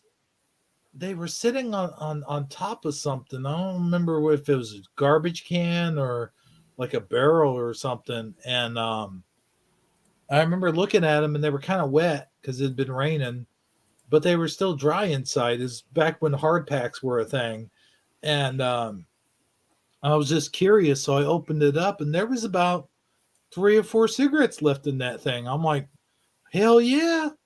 And I took it. And So then you started singing "Do Wah Diddy Diddy Dum Diddy." Yeah, then. Oh shit! Now Keith's dad's got a gun. No, dang! I look just like the scarecrow. Yeah. I'm completely baffled. I remember barely. I had asthma when I grew up, and my father was advised by the doctors to stop smoking because that was literally killing me. And because it was awful, it was awful to live with someone that smokes so close to you and so open. So my father had to leave smoking for I don't know how many years. He doesn't smoke until now. But I never thought on the idea that he had it so engraved in his routine. And now that I think back, when I was very, very little, like, Jesus Christ, it's so scary. And I never understand it. If you can go so far, like even now, why do everyone that smokes say, don't do it, it's awful for you, but you still keep doing it? And at the same time, it's like you don't want to. That's addiction. I mean, that's by definition addiction. But that's control addiction? Oh, control. That's the point. I mean, Because you know it's bad. That's like meth heads. Meth heads will tell you not to smoke meth, but they still do smoke meth. While you're sharing the needle? I mean, but it's not, I don't know. I can get my head around it. I don't. It's because I'm too young. Just because I'm too stupid. I don't know. But there is something about I think it. it's the second one. Yeah, but I don't. I'm just joking. There is something about it that to me that it's so alien because everyone here, like all of you, are older than me and yet have a lot, like, and have more experiences than I probably would imagine because I'm not. Right? It makes me happy that you don't understand it, Rap, because it's good. You shouldn't understand it. It's you. It's a horrible thing to do. It really is. It's a horrible like I mean you get so used to it, but when you sit down and think about it, it's like, no, this is a horrible addiction. Yeah. I mean, it makes no sense. I don't get when I smoke cigarettes. I don't really get high off of them anymore. I just do it. Oh, I need a cigarette. You know, it's like visiting an old friend. it's like refilling a cup of water that you pour it out. on purpose for some reason. I remember my daughter coming home from school one day after they health class or whatever the thing was, and they brought up smoking and how bad it was for you and how it causes cancer. And she comes home and she's crying to me, Dad, I learned about how dangerous cigarettes are today. I'm begging you if you would just please stop. I want you to live. Yeah, that's what my daughter tells me now. Yeah. My son told me that when he was going to school. Yeah. And now she smokes. Oh, You could have just leave it there, and it was fine. Yeah, he just. Oh, Jesus Christ! Can I just point out, Rav? You say Jesus Christ, but shouldn't you say like Jesus Christos? What? I'll end your life. I know your address. I am good friends with your mother. I can kill you. For real? Why don't you say Jesus Christos? I'm way too used to talking to Americans. Oh, okay. Way too used to. It got to the point where I didn't know a single person who speaks Spanish besides my mother and my father. And on daily basis, I will speak to Americans, to Europeans, to anyone who speaks English or whatever language besides my language, that I completely forgot some words. Completely. Like in middle of a conversation, I will go like full American. Like I will say, ¿Cómo estás? But instead of say ¿Cómo estás?, I will say ¿Cómo?, like just like you. And it boggles my mind. But it is what it is. And with the only people that I say Jesus Christ is with Americans, because my father prohibits me for saying Jesus Christ because I'm an atheist.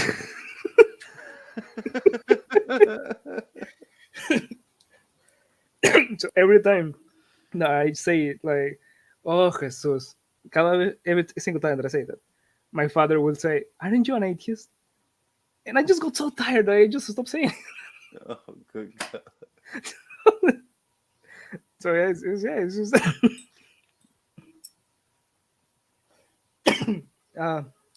also on that note, I did burn my fingers when I took out the thing from the oven. Aha! I knew it. I put I'm so good at living by myself that I almost died making soup. So oh man.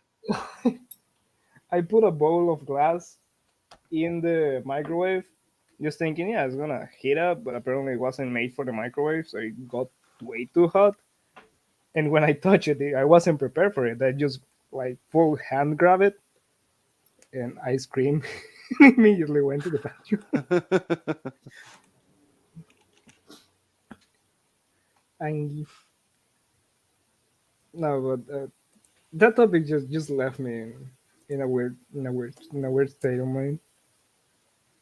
Because I know you for quite a while, kid, and I keep telling you I don't like when you smoke. And it's just, I don't know, man.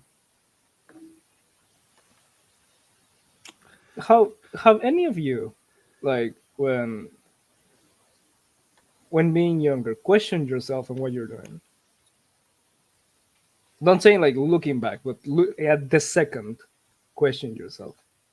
Oh no, I was always pretty sure of myself. You were?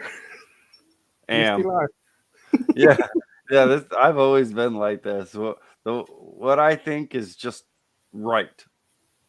No one can change it. But 10 years ago, I was a moron, and 10 years ago, I thought 10 years ago I was a moron. So it's funny how that works. Well, it's a weird. Oh. Hey guys, we're having a good talk and everything, but I think it's absolutely time that we shut down. Oh, it's 2 in the morning. Yeah, I have to work at 9. No. It's been like a a good 3 hour and 38-minute broadcast. So Holy smokes! yeah, I think we're done, guys. Look, we got File Fire and Michael Fontaine going strong. They are going strong. It's like they were chewing the cocoa leaves or something. See what I did there? I will always remember Rick James say. Yeah, "Okay, they were both on our stream and on your stream, so that's like 5 hours of stream, 5.5 hours of stream that they've been going through. Who gives you two a medal? They're chewing, they're taking Oxycontin, chewing cocoa leaves, and chain smoking cigarettes. There you go. Yeah. The whole pharmacy is now questioning where the stock is. But seriously though, it has been good, man, having both you guys on, and I'm glad we did this Waco Wednesday, as I called it. Did you guys like the title card, by the way? I don't even know what Waco is. Waco in Spanish means hole. No, what does it mean? What did you say it means? Hole, as a hole in the ground. That's Waco. Oh, okay. Well, that's too far off. Not Before everything gets away and I forget, I want to tell everybody that showed up, because we've got a couple people that aren't normally here. I just want to show my appreciation to everybody who did come, especially you, Rav, for coming on unexpected to our panel and everything, but also everybody in the chat room. I greatly appreciate everybody being here. And you too, Keystad. Go ahead, Rav. Sorry, but don't take this the wrong way. I really love having this time. It was actually really, really fun. And I was really depressed in the morning, so this actually cheered me up a lot. But when it comes to Keith, I don't have an option. I don't know what you're talking about. Stop saying things. Every single night is pain.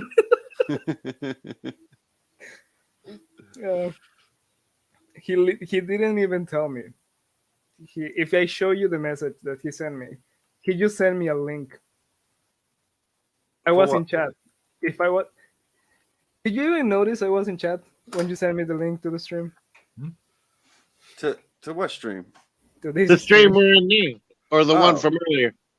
Yeah. No, the one from here. Oh, you were in the chat. Yeah, but you literally just sent me a link. Yeah. Did you say anything with it?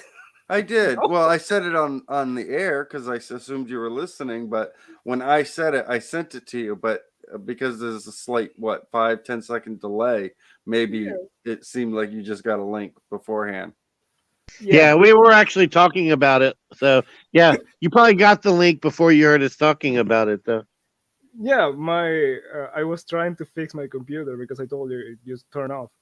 And I just received a link and my computer turns off and I'm like, okay. I guess you should go back, Rav, afterwards and listen to what we said before you came on. Then it all makes sense. Yeah. Yeah, and I'll be honest, Rav, I didn't invite you here. Hebrew invited you here. Or Saji invited you here and Hebrew agreed. Yeah. Oh. Well, yeah, it was originally my idea, I have to admit. I'll take all the blame and or the credit, whichever one it is that is appropriate. I love that part in that movie. I dream a lot. He just says it totally out of nowhere. Like that should be something I use in one of my movies. Interesting. Dream a lot. I have some guy come up. When we watched it, that statement, I didn't catch it at all. Like I didn't even catch you guys making jokes about it, but literally everybody flipped out when he said I dream a lot. The equivalent of I like eggs. No. He was the scene was moving towards the climax. Mm-hmm. The characters were all running towards the antagonists were running towards the main characters, and this guy just grabs other one, looks them dead in the eye, a smile out of his ass, and says, "I dream a lot." Yeah, and the plot goes on. And that's it. Yeah. It is kind of the equivalent of I like turtles. We're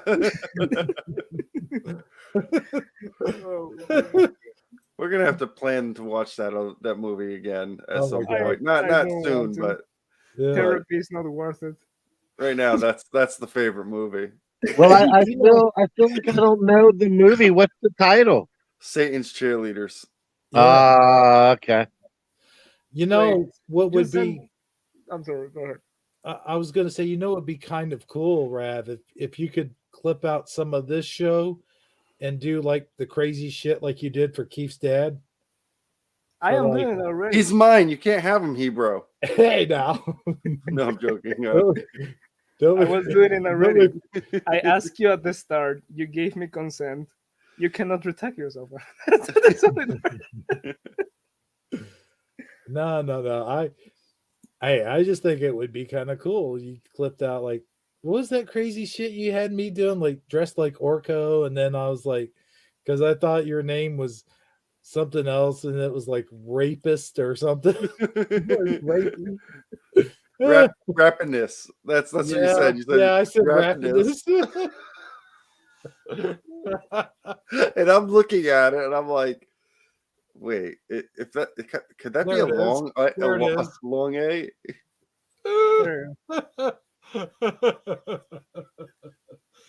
No, that was the funniest thing ever, man. Those clips. Oh well. Now you can fight on whose channel this is gonna be. I don't care.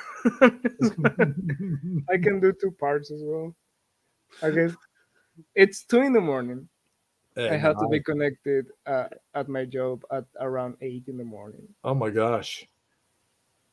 It's Yeah. work at home, so It's 2 a.m. for all you guys. Mm-hmm. I am Except for surprised Keith is still alive. Do you see private chat? I see that you checked out. I checked out. You checked out, yeah. Probably about 2 hours ago. No, at midnight. I was actually still going strong. Yeah. Keith joined the chat saying, guys, I am very popping when I'm here. And I'm like, no, I just want sleep, man.